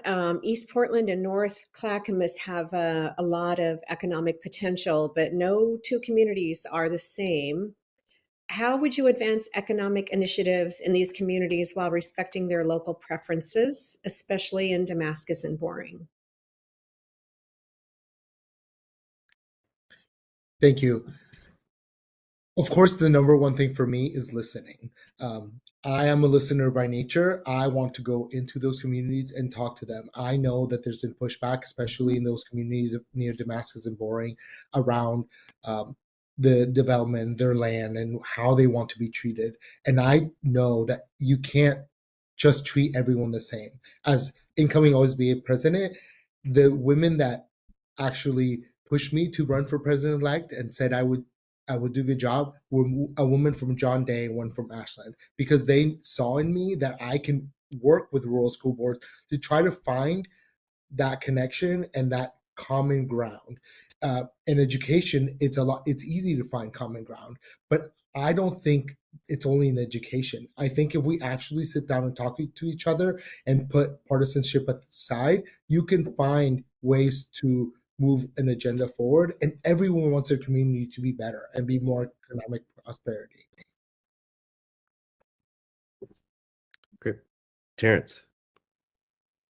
Commissioner, thank you for that question. I would go back to, like I know, in those areas, we're talking about folks that work in construction every day. When we have strong infrastructure projects going, not only in Portland, but in the outskirts of Portland, those individuals are able to pay their bills every day. They're able to take care of the land because there's a lot of land. People still own homes with real acreage to it, but you have to be able to afford that. So when we have strong infrastructure, when people in construction is waking up and going to work every day, those areas benefit the most. I think we also see a really cool build out going on out there where because of the land and because of the space, I think we need to subsidize that. I think we need to make sure that with the housing shortage and crisis we are in Portland, that Damascus and those areas can help support that by developing and being able to build our homes. And we can support that at the legislative level through grants and through programs. Thank you. Right. Lamar. Yeah, thank you, Commissioner. Yeah, so it's no secret that we need to make sure that all parts of the district are being heard and listened to. And it's also no secret that we have very different parts to this district. With that being said, I really want to engage the community and meet them where they're at. I think that means having community engagement opportunities in Damascus, in Boring, and making sure that folks could have direct input over what economic initiatives that we should have. With that being said, I also think that we need to make sure that we're continuing to build out as well. I agree with what's been said earlier around affordable housing. That's something that's close to my heart as someone who was housing insecure at one point. We do need to make sure that we are creating opportunities for not only housing, but really uplifting what folks need as it relates to revitalizing areas that could be taken on by small businesses. Okay, great, thank you. It's on to me. We'll start with Terrence, and then Lamar, and Jose. I have just a housing, homelessness, and supportive services question, and I will say I appreciated the last question from Commissioner Helm. That was great. I know when I had an opportunity to interview or chat with all of you, we talked a lot about compromise and how you would represent everyone within the districts, seeing that it's extremely diverse. I'm going to switch and ask a question around housing and homelessness. How will you help balance shelter goals versus budget cuts? What state influence should House District 48 carry, if any?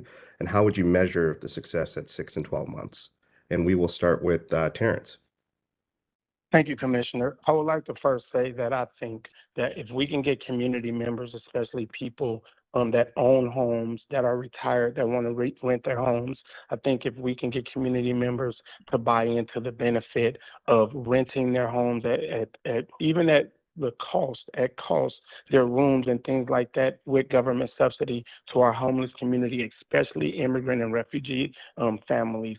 If we can get community members to see the value in that and we can subsidize and support that, we'll see a quick reduction in families that are struggling with that. I think when we look at the whole district, again, I believe that when you look at Portland, most of our struggles trickle out into our district, especially in House District 48. If we can kind of get that homeless crisis, houses crisis in order in our district through making sure people can find homes and that they can afford it through good paying living wage jobs. We often talk about affordability. The data shows that we have a lot of empty apartments. Thank you. People cannot afford them.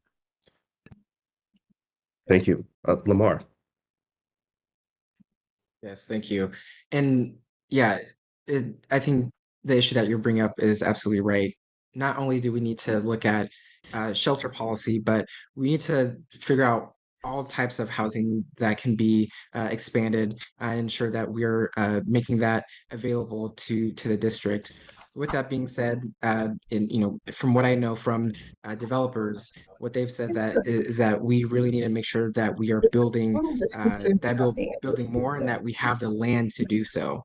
So I really want to work with you all and other local elected leaders to figure that out and figure out what is the best land use policy to make affordable housing a reality. And to your question about how we measure that, I think we measure that by how many new units at 6 months and a year that have been built, how many folks that have been making sure that we are working with agencies to collect data on how many folks that have been staved off from houselessness, and making sure that the rent Time. assistance is a program that folks can actually access. Thank you. Jose.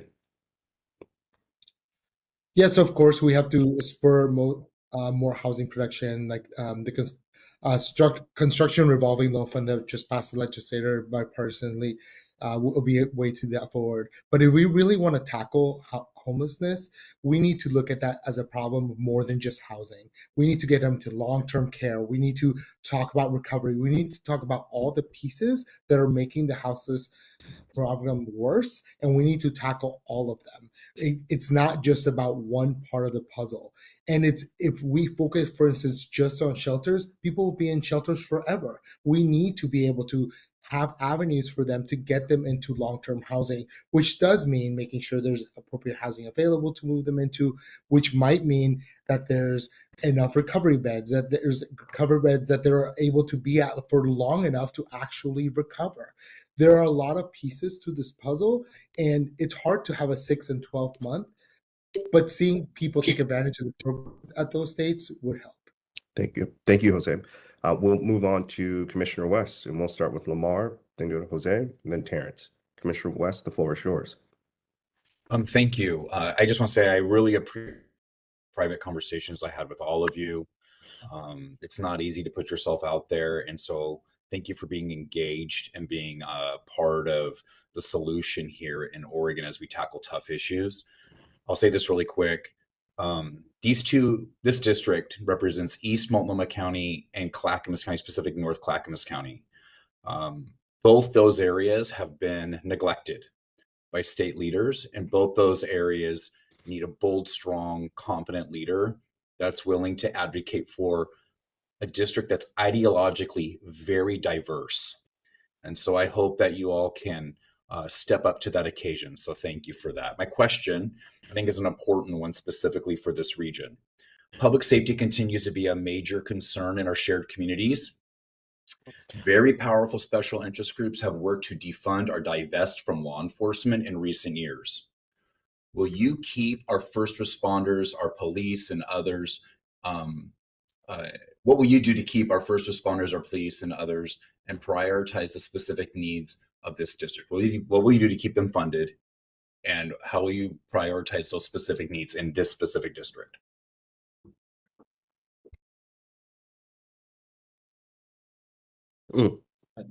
Sorry. Yes. Go ahead. No worries. Thank you, Commissioner, for the question. And so, first off, in my role in Oregon AFSCME, we represent a ton of different folks, including first responders, right? We represent folks who, take calls and make sure that we're getting folks safety as quickly as possible. And in that is also making sure that we are fighting for the best contract possible, make sure that they have the resources that they need, and that is crucial in making sure that we are that we're supporting our first responders. With that being said, again, would want to partner with you all to make sure that we are keeping our communities safe. That takes everyone, right?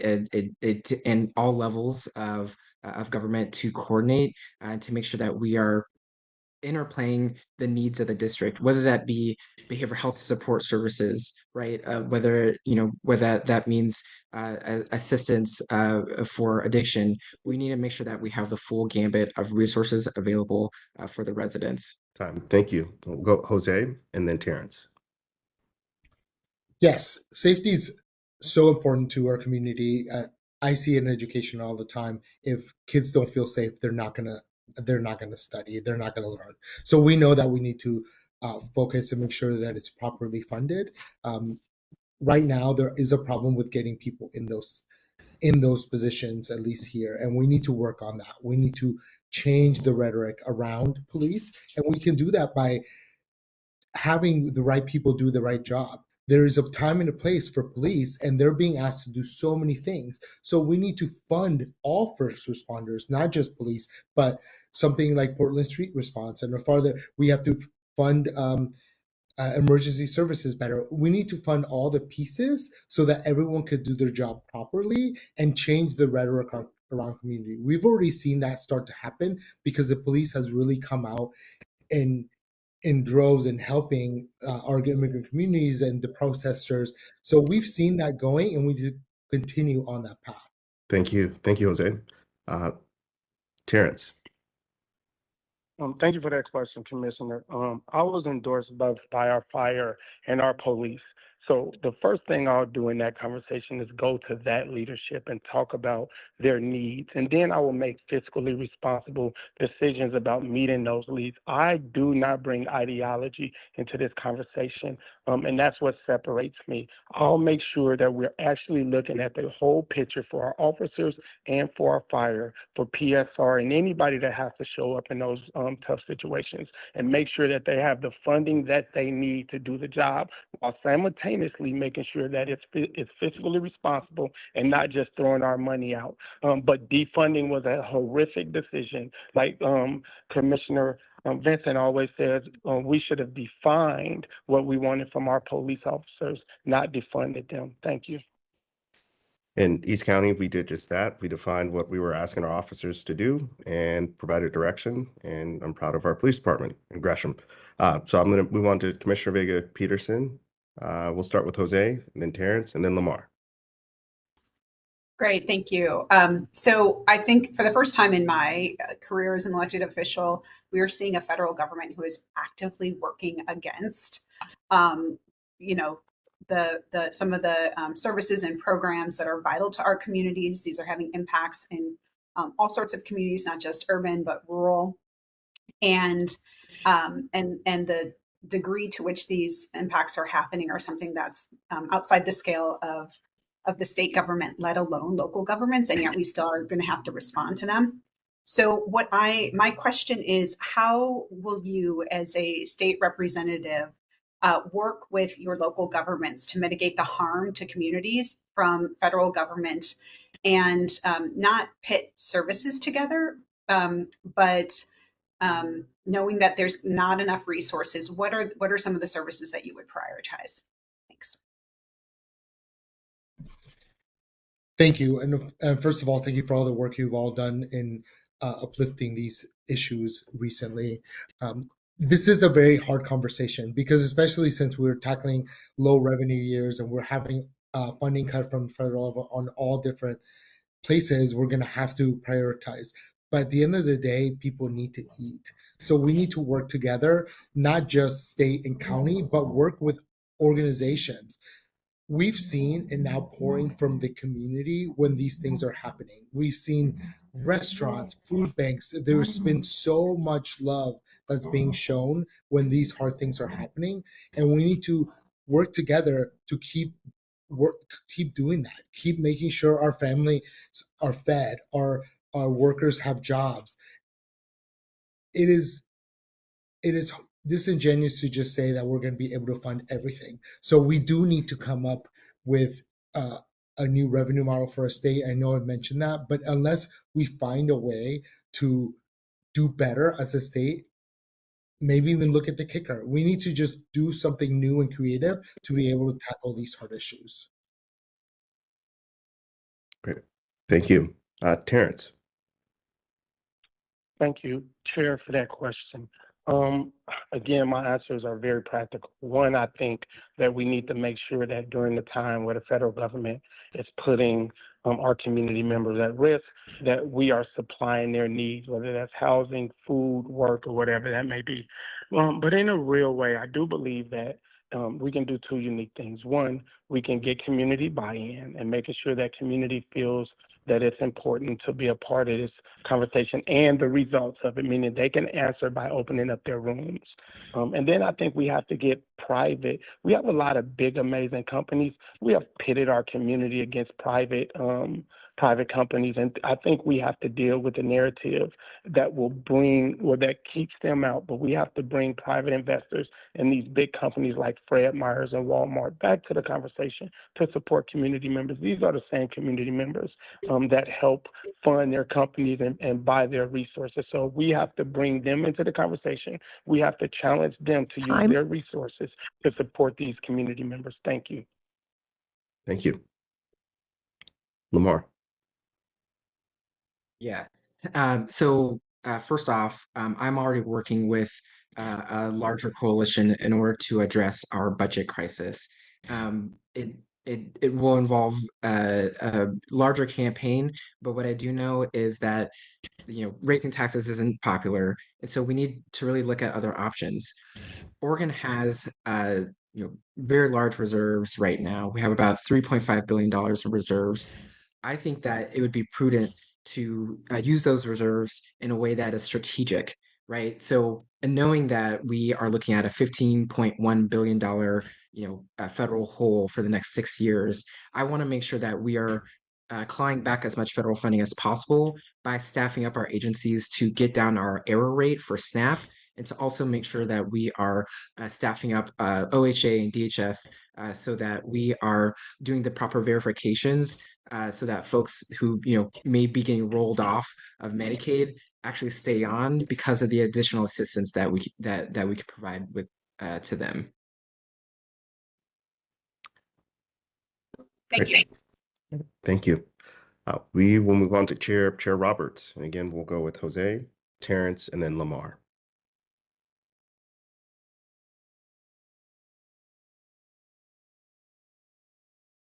But you're on mute, Chair Roberts, if you're speaking. There we go. You hit the button twice. Just one more time. Third time's a charm.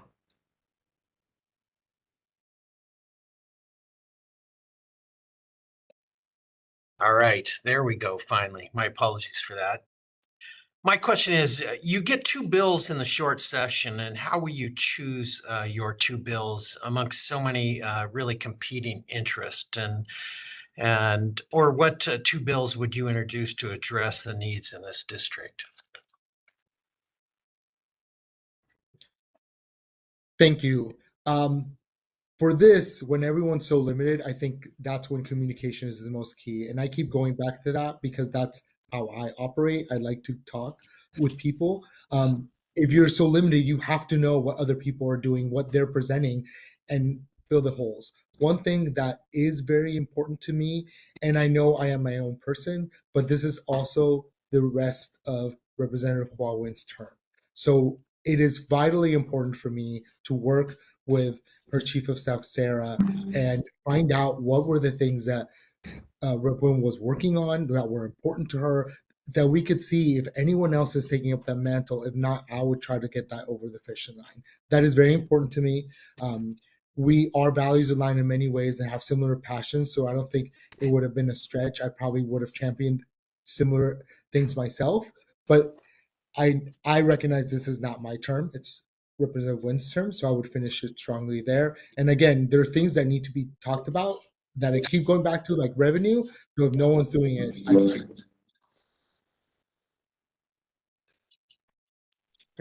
Thank you. Terrence. Yeah, so y'all forgive me, but there's a House bill right now that's being fought for that focuses on reentry for formerly incarcerated people. That would be a number one priority for me. Knowing the importance of supporting people as they come back into community has to be an essential part of the character of legislation. Again, we have lost that. So forgive me for not remembering this House bill, but that would be one of the first things I champion. And then I will make sure that we get funding back into services for people, into addictive services. I asked my mom, why does she get high? And my mom a drug addict, and she said she liked to. I said, well, why, when you're trying to get sober, don't you stay sober? She said, because there's no support. When I go to Hooper, they don't let me in. And even when I get in, there's no long-term support. We have to support people that's getting off of drugs. We have to holistically support them. And I believe that that has to start at high-level funding at the state level. Thank you. Thank you, Terrence. Lamar. Yeah. So first off, would definitely engage the community and members of the residents of House District 48 to make sure that we're crafting policies that would put them first. From just what I could gather, folks are scared in terms of their status. So I definitely want to make sure that I'm working with the immigrant community to ensure that if there's any structural things that we could be doing to our policies to ensure that privacy is maintained for all residents. That's something that I would like to prioritize for sure. And then beyond that, I also want to make sure that we, again, are having something that is targeted to economic development, whether that be leveraging state dollars to make sure that we are revitalizing parts of the district. That's something that would be crucial to the district and making sure that we are prioritizing areas that could really be bringing in small businesses. Yep. Thank you.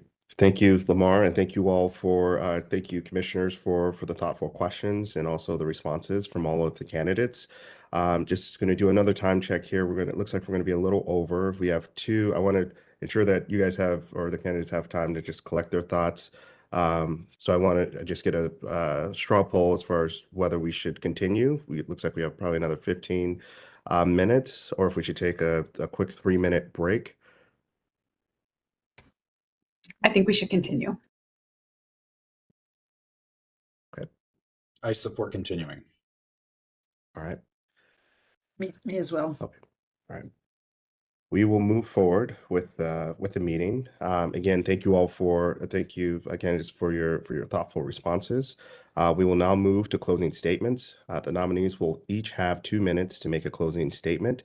We will continue rotating the order. We'll begin with Lamar, then move to Jose, and then end with Terrence Hayes. Thank you. Okay. So thank you for the thoughtful questions. It's clear that we have a lot of work to do in a short period of time, whether it's making good on our promise to voters to improve our behavioral health system or staving off deep cuts to our communities. We will need an experienced leader to advocate for the voices of our district.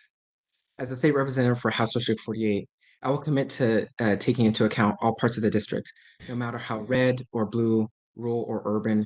We must come together.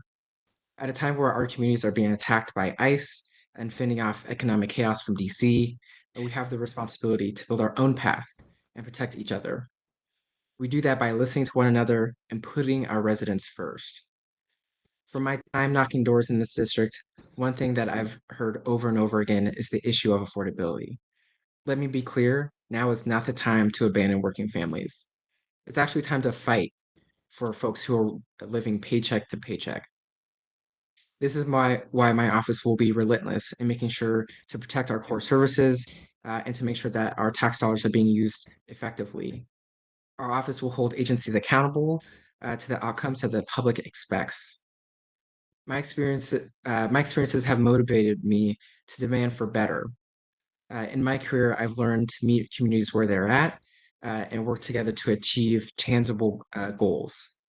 This is why I've led statewide coalitions to address critical issues, including income inequality and increasing education funding. And before closing, I want to say that Representative Wawin was a model leader who gave every bit of herself to this work. She connected in our community, and she was a fierce advocate for our needs. To me, Hua was the definition of strength. My hope is to honor her and the amazing work that she did, and hope that we can do so together. Thank you. Thank you, Lamar. Jose. Thank you. We've talked about a lot of different things today and about the much difficult path that we have in front of us, and it's getting increasingly difficult. I think at times like this, it's so important for us to all be able to work together. And I am the leader that has experience doing that. There's been a lot of talk about experience, but I am the only one who has experience with elected office, working with constituents, crafting policy as an elected official. As a school board member, and then I got elected by school board members to sit on the Oregon School Boards Association, where we also are in public meetings, crafting policy, weighing these decisions. So I may not have worked with a state legislator, but I have experience as a school board member, and many school board members go on to become state legislator because it is the path that many take. And I never expected that to be the path for me, but I decided to go for this because I heard from community members from all walks of life, all different parts of HD48 and beyond. And you heard from some of them today in the testimony, and I hope some of them wrote to you. the outpouring of support from my community to support me in going for this appointment has been incredible, overwhelming, and it's the only reason I am doing this. I do this for community. When you come to East Portland and you go to a town hall, I am there, not because I'm planning on running for something in the future. 10 years ago, I couldn't vote. I'm an immigrant. If you told me 10 years ago that this is where I'd be today, I wouldn't have believed you. Was not in my plan. I'm a gay, disabled Latino immigrant with like a 4-year-old. This was not something I was planning to do, but my community said, we need you to do this at this moment. And when your community asks so loudly, you step up. So I'm stepping up. I thank my community for giving me this opportunity. Thank you, Jose. Terrence. Thank you. House District 48 has been screaming for a champion that actually take their needs and their desires into account at the legislative level. I have been a person who always listened to East Portland because that's where I live. I listen to their cry for public safety. I listen to their cry for healthy and accountable policing. So I worked with officers.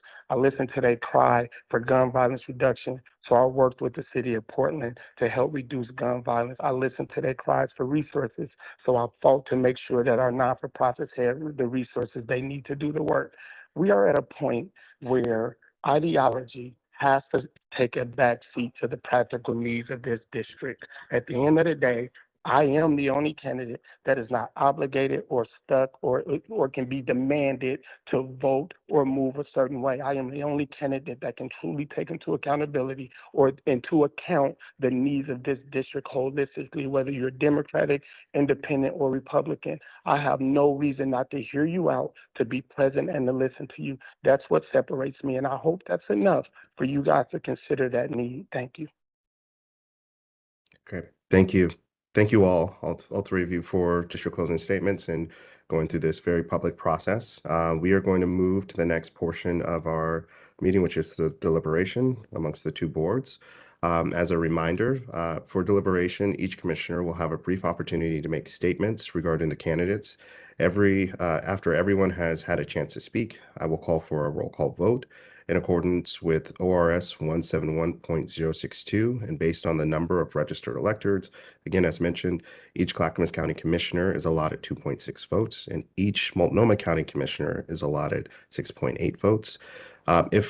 Looks like all of us are here. Do we have any questions regarding just the deliberation? Okay. And, oh, go ahead. So we're all speaking and then voting? Yes. Okay, so don't vote, just speak.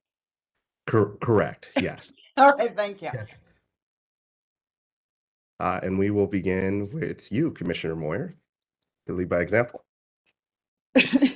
Oh, you three make this very, very hard. I've never liked three candidates so much, in any race, frankly. So there are issues I would love to work with all three of you on. I think that you have tremendous things to offer. I also pity the person who gets this appointment because cutting budgets is a really, really awful thing to have to do. And the state budget is an opaque labyrinth, and making strategic decisions to do the least harm is deeply thankless and often heart-wrenching.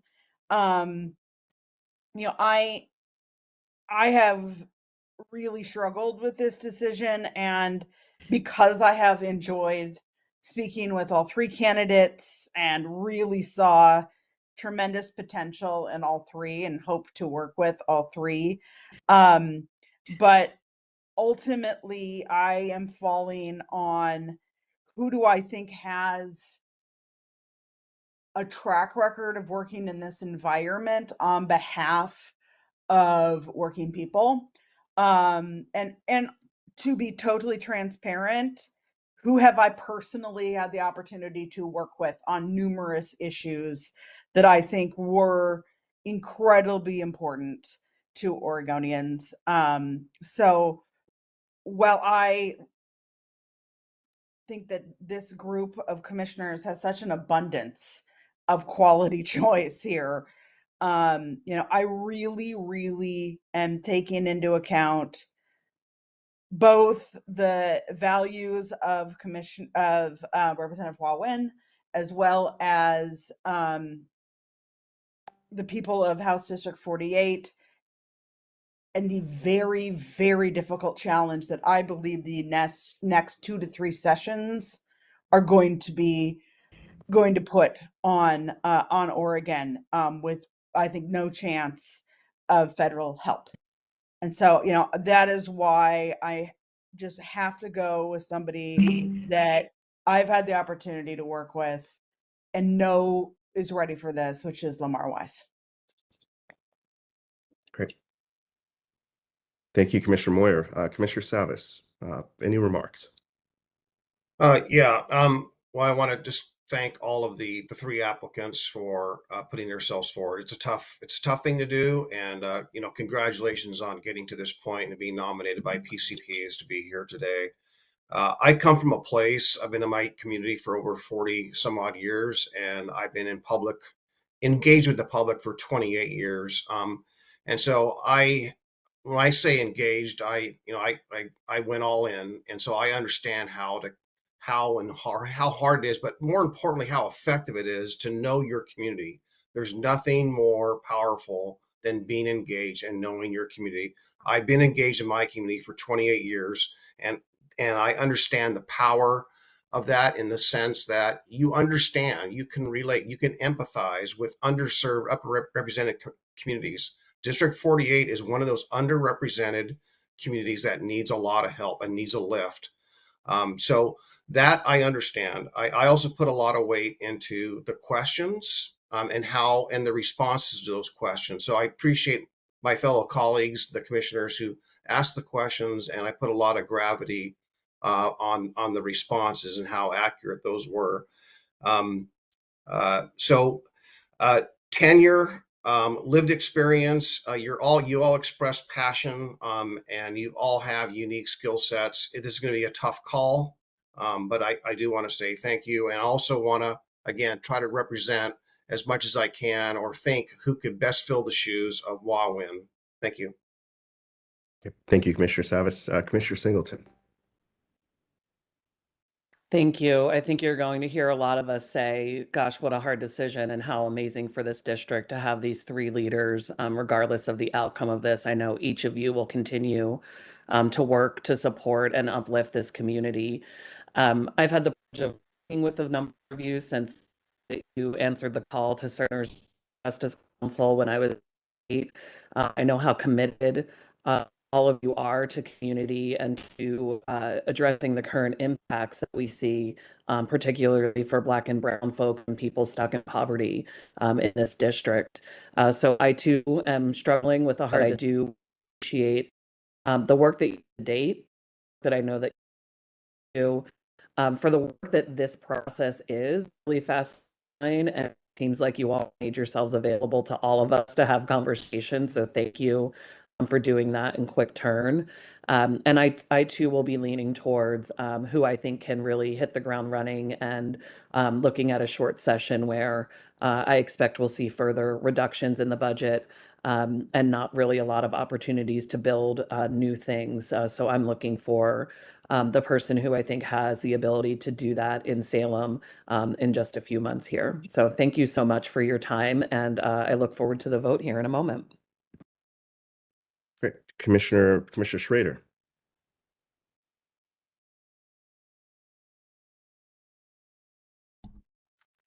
Well, there's no doubt that filling the shoes of Wah-Win is going to be a tough choice. We have 3 wonderfully qualified people here who are, none of them are strangers to public service. And when I think of Wah-Win, I think of a great heart. And I think all the gentlemen that we are seeing here today, we're speaking with, and we've all done outreach to me. So thank you for that. You all have great hearts. Jose, your heart is as big as, as, as big as it can be. I can see that in you. And Lamar, you're an organizer. You like to make things happen, and you get work for us. I like hearing that.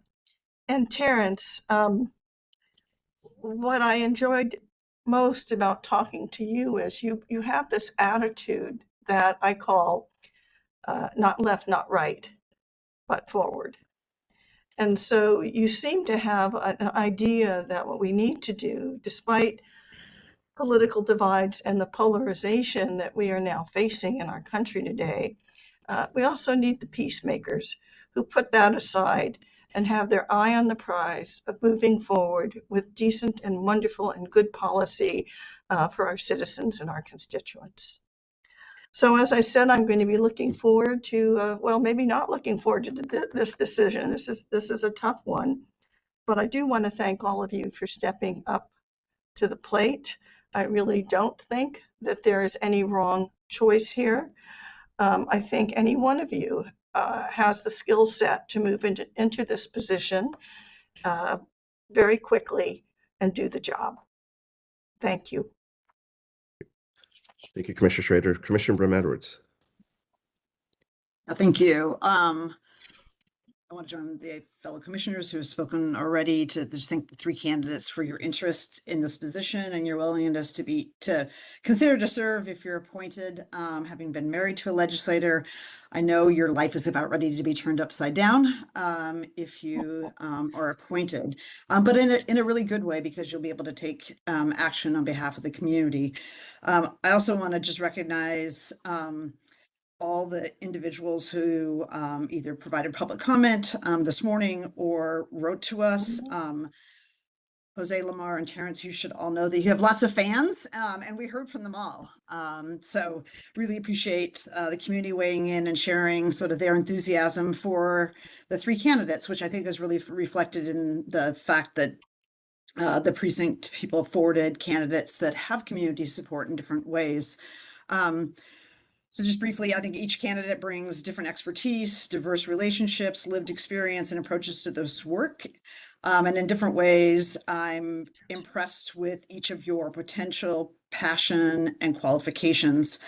Given the timing, having worked for the legislature and also having been married to a legislator, I know that the timing of this appointment is going to make things very challenging for whoever gets the appointment. It's going to be a quick turn. In order to be able to effectively serve the district. And then combine that with a slowing Oregon economy, national impacts related to the Trump administration. This next legislative session is going to be a bear, and it's going to have huge implications for communities and our counties with the biggest challenges we're facing, whether it's homelessness and housing production, behavioral health services, public safety, and also ensuring that we continue to have a thriving economy. So from my perspective, like I'm gonna look at who can best like fit that role and be ready to go. I also just want to share that I don't think our role is to decide who's best prepared to face the next re-election.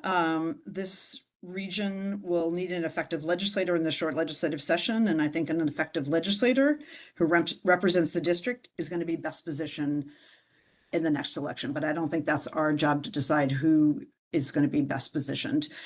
So again, thank the candidates for your commitment. I know each one of you, no matter what happens today, are going to be leaders for our community, and I really appreciate the work that you've done, and I know you're going to do in the future. Thank you, Commissioner Brim Edwards. Commissioner Helm. Thank you, and thank you to all the candidates today. I just went through an appointment process myself recently. I know it's a little bit scary, and I have mad respect for you for putting your name in the hat, because you're stepping into some really big shoes, and I appreciate that.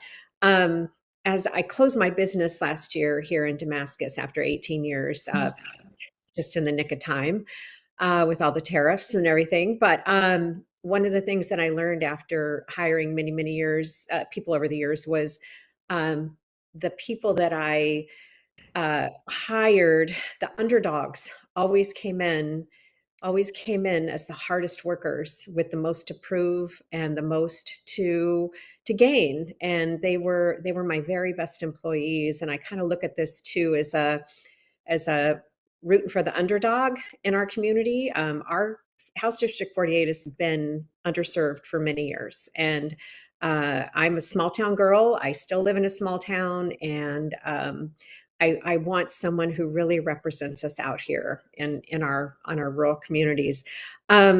I firmly agree that we have to put our ideologies aside. I am not affiliated with a party for many reasons, but like Commissioner Schrader said, not left, not right, but forward. When I hear the term, people say, I cross the aisle, I cross the aisle. I don't have to cross an aisle. I'm standing in the aisle, and I think we really need to move forward with the it's best for everyone attitude. I agree also with Commissioner Savas that being engaged in your community is hugely important. And I just want to say I appreciate all of the people who've chimed in today. I enjoyed all of the answers to the questions. And I thank you all for letting me be a part of this. Thank you. Okay, thank you. Thank you, Commissioner Helm. Just to build off of what everyone has said, I know this is a tall task. I too went through an appointment process back in 2020. And you all did great. I appreciated hearing the responses, the thoughtful responses on the spot to the questions that we asked, and then also hearing directly from a lot of, as I believe it was Commissioner Ramirez mentioned, you all have a lot of fans and supporters. The question that I've brought up to all of you is just like, how are you going to be an extension of the district, and what will you be able to champion and get complete or get done for us collectively? So those are some of the things that are weaving into the decision that we have to make here shortly. And again, it's an extremely difficult decision based off of, because each of you brings something different, and all three of you are strong champions for our community. So thank you again for taking the time this morning. I'm going to pass it to Commissioner West. Thank you, my friend. I appreciate that. This isn't easy. Public service isn't easy. But thank you for jumping into the arena, all three of you. I had wonderful conversations with. Thank you for taking my tough questions. I hope they were a little bit outside the norm and kind of maybe challenged your thought process. And so I appreciate very robust and interesting dialogue with all three of you. So thank you for that. I do have a concern, though, that I think is important to bring up. At least everybody on the board of Clackamas County Commissioners, especially Commissioner Savas and Commissioner Schrader, have literally lived in Clackamas County and been a part of that community, serving for decades. Even before they were on the board of county commissioners, Diane Helm lived in the eastern part of the east side of the county, North Clackamas area, for many, many years, raised her family there. I've been in the Wilsonville area for quite a long time, serving in different capacities. I know that Chair Roberts coached teams and worked in youth sports and served as the sheriff. We are all very serious about being committed to our neighbors. And I am concerned that one of the candidates, as of just a few months ago, championed that he was all about Hillsborough. He wanted to make sure that he was all in for Washington County. It seems to pop in and out of different appointment opportunities based on what the special interest groups want him to apply for.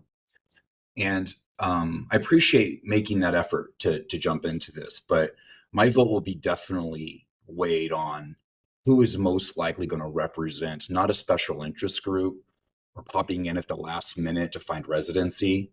It's going to be who's going to serve their neighbor. The government closest to the people impacts their life the most. And right now I am going to be making a decision between Jose and Terrence, because not only does Terrence own a business in this district, but is committed to doing the work where he lives, but he also has built great relationships And I think that he won't forget Clackamas County if he sits in this seat, that he'll see the district as a whole and represent two areas that have been underrepresented in a way that they haven't got resources or the equity of opportunities that we wish they would. And I think that Commissioner Dixon, you need a good partner in 48. And we need a really great partner in Clackamas County on that side. And so the two individuals that are most connected to their community, when they use that word community a lot, and I see it in their actions to me, it does go between those two candidates. And Lamar, I really appreciate you putting your name in, and I do appreciate the conversation. I just don't think you have the same investment to the neighbors you'll be serving. You're going to have more of an investment to a special interest group that helped you try to go through this appointment process. That's impacting my decision today. And also, how can I represent my constituents the best? Thank you. Thank you, Commissioner West. Chair Vega Peterson, and then Chair Roberts. Yeah, thank you. I have some comments. I did just want to respond though to Commissioner West because I don't know that we can ever perceive anybody's motives, but in terms of the residency, so the Democratic Party of Oregon is required under Oregon statute to provide us as county commissioners with qualified candidates, emphasis on qualified, to serve in this position. And the letter that the DPO sent to counties and to the Secretary of State references providing 3 eligible nominees. So I just wanted to just make it clear that there wasn't any question about eligibility and residency or anything like that based on the documentation that was provided to all of us as people who have to consider that this decision today. So that being said, I do want to really just thank all 3 candidates for coming forward.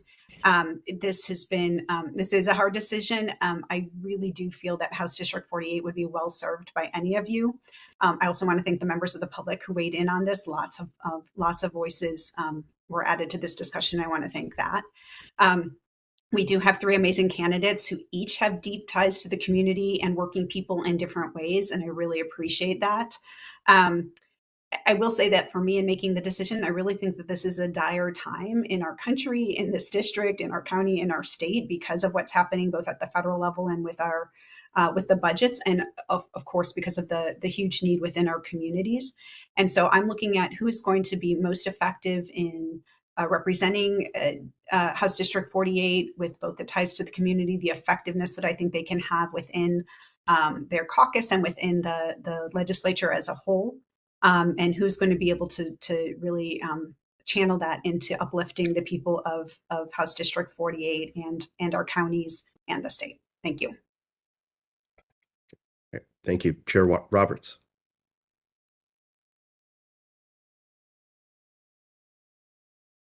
Oh. Chair Roberts. There we go.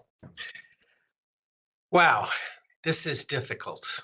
And I think I want to start off by just thanking all the public input. I think there was close to 80 submissions. We had about 13 people online today, and just want to thank the public for contributing their thoughts on this position. The one thing I just want to point out that what I believe makes it so difficult is I can see the heart and passion in each and every candidate we have here today. And what I listen intently for is really the comments about bringing people together, because I think now more than ever, it's essential to bring people together to solve these complex issues. I know one of our colleagues talked about tough decisions on budgets, that they are not fun to make reductions. And we have a lot of tough decisions. And I think that's very important, and bringing people together to kind of help identify where we need to make those steps. So I saw that really in each candidate talking about bringing people together. And kind of the last thing that really, I'll be honest with you, personally impacted me is each candidate had what I felt was direct life experiences that really can cause individuals to really work hard to make change. And that was, I heard, parents talking about a mother who's addicted and having to deal with that. heard a discussion about being and using SNAP funds and also some immigration concerns. So I saw that niche in every candidate that I do value of, first of all, having the courage to talk about that. And then also I believe wholeheartedly that also inspires us to work harder to make that change, knowing that individuals have lived in that space. So with that, I just want to thank each of the candidates for having the ability to be truthful and forthright and talking about some of their life experiences. And I think we all have some real difficult decisions to make. And again, thank you all for stepping up to put your name in.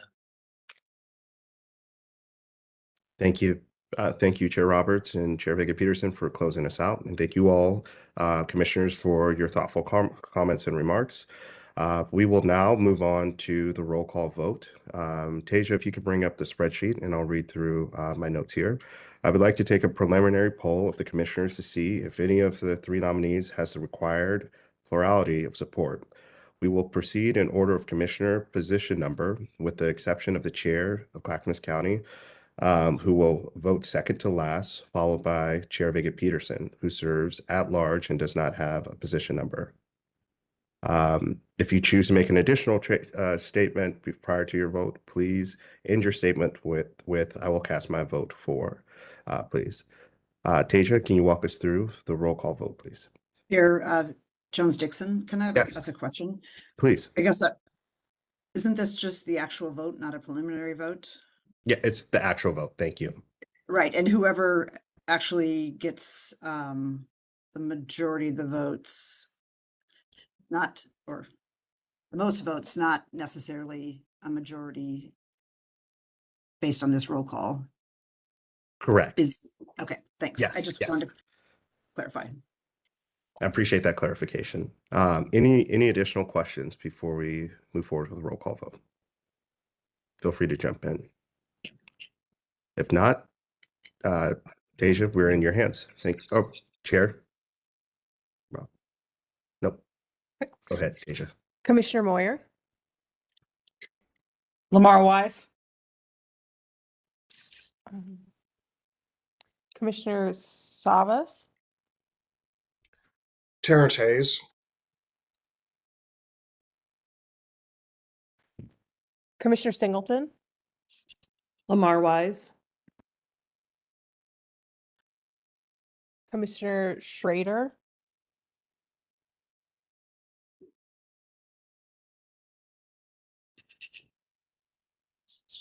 Commissioner Schrader. I'll come back to you. Commissioner Brim Edwards, I think we should maintain the order. So is Yes, Commissioner Schroeder not? I just unmuted myself. I'm sorry about that. I didn't realize I was muting. Terrence Hayes, Commissioner Brim Edwards, Lamar Wise,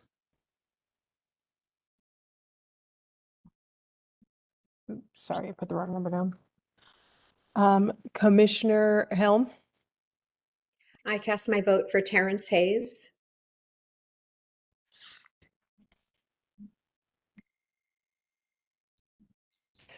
Commissioner Jones-Dixon, I cast my vote for Jose.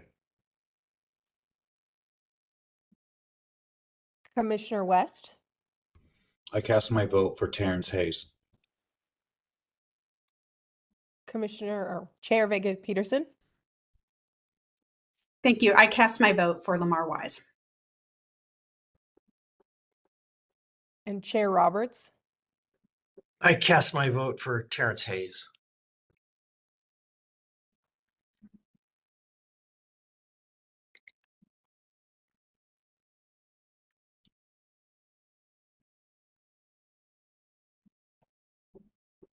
Okay. It appears we do have a plurality for an individual nominee. We can move to the final vote. Tasia, please read SC1. SC1, filling a vacancy in the Legislative Assembly, Oregon House of Representatives, District 48. May I have a motion to appoint Lamar Wise to the vacancy in the Legislative Assembly, Oregon House of Representatives, District 48?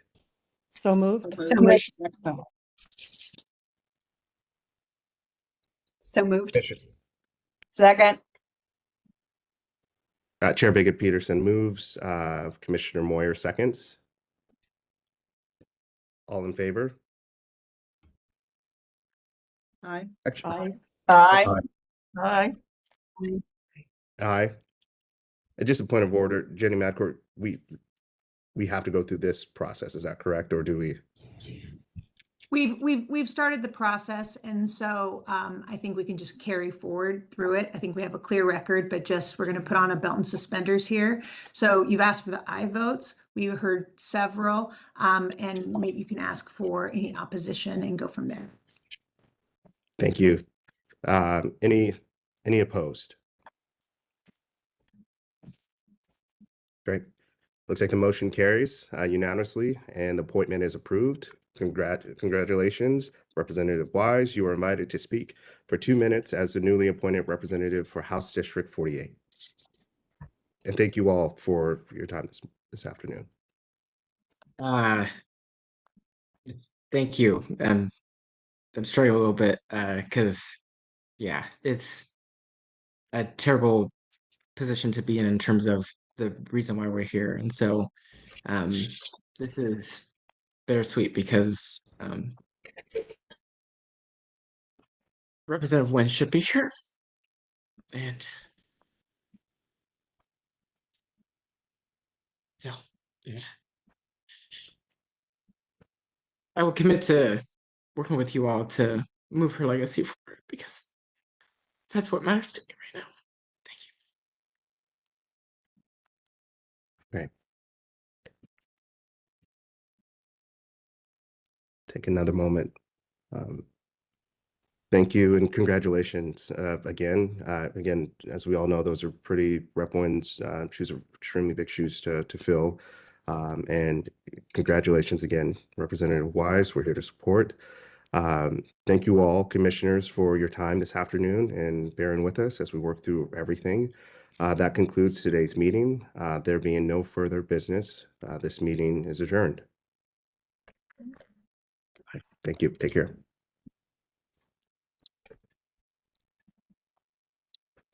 Sorry.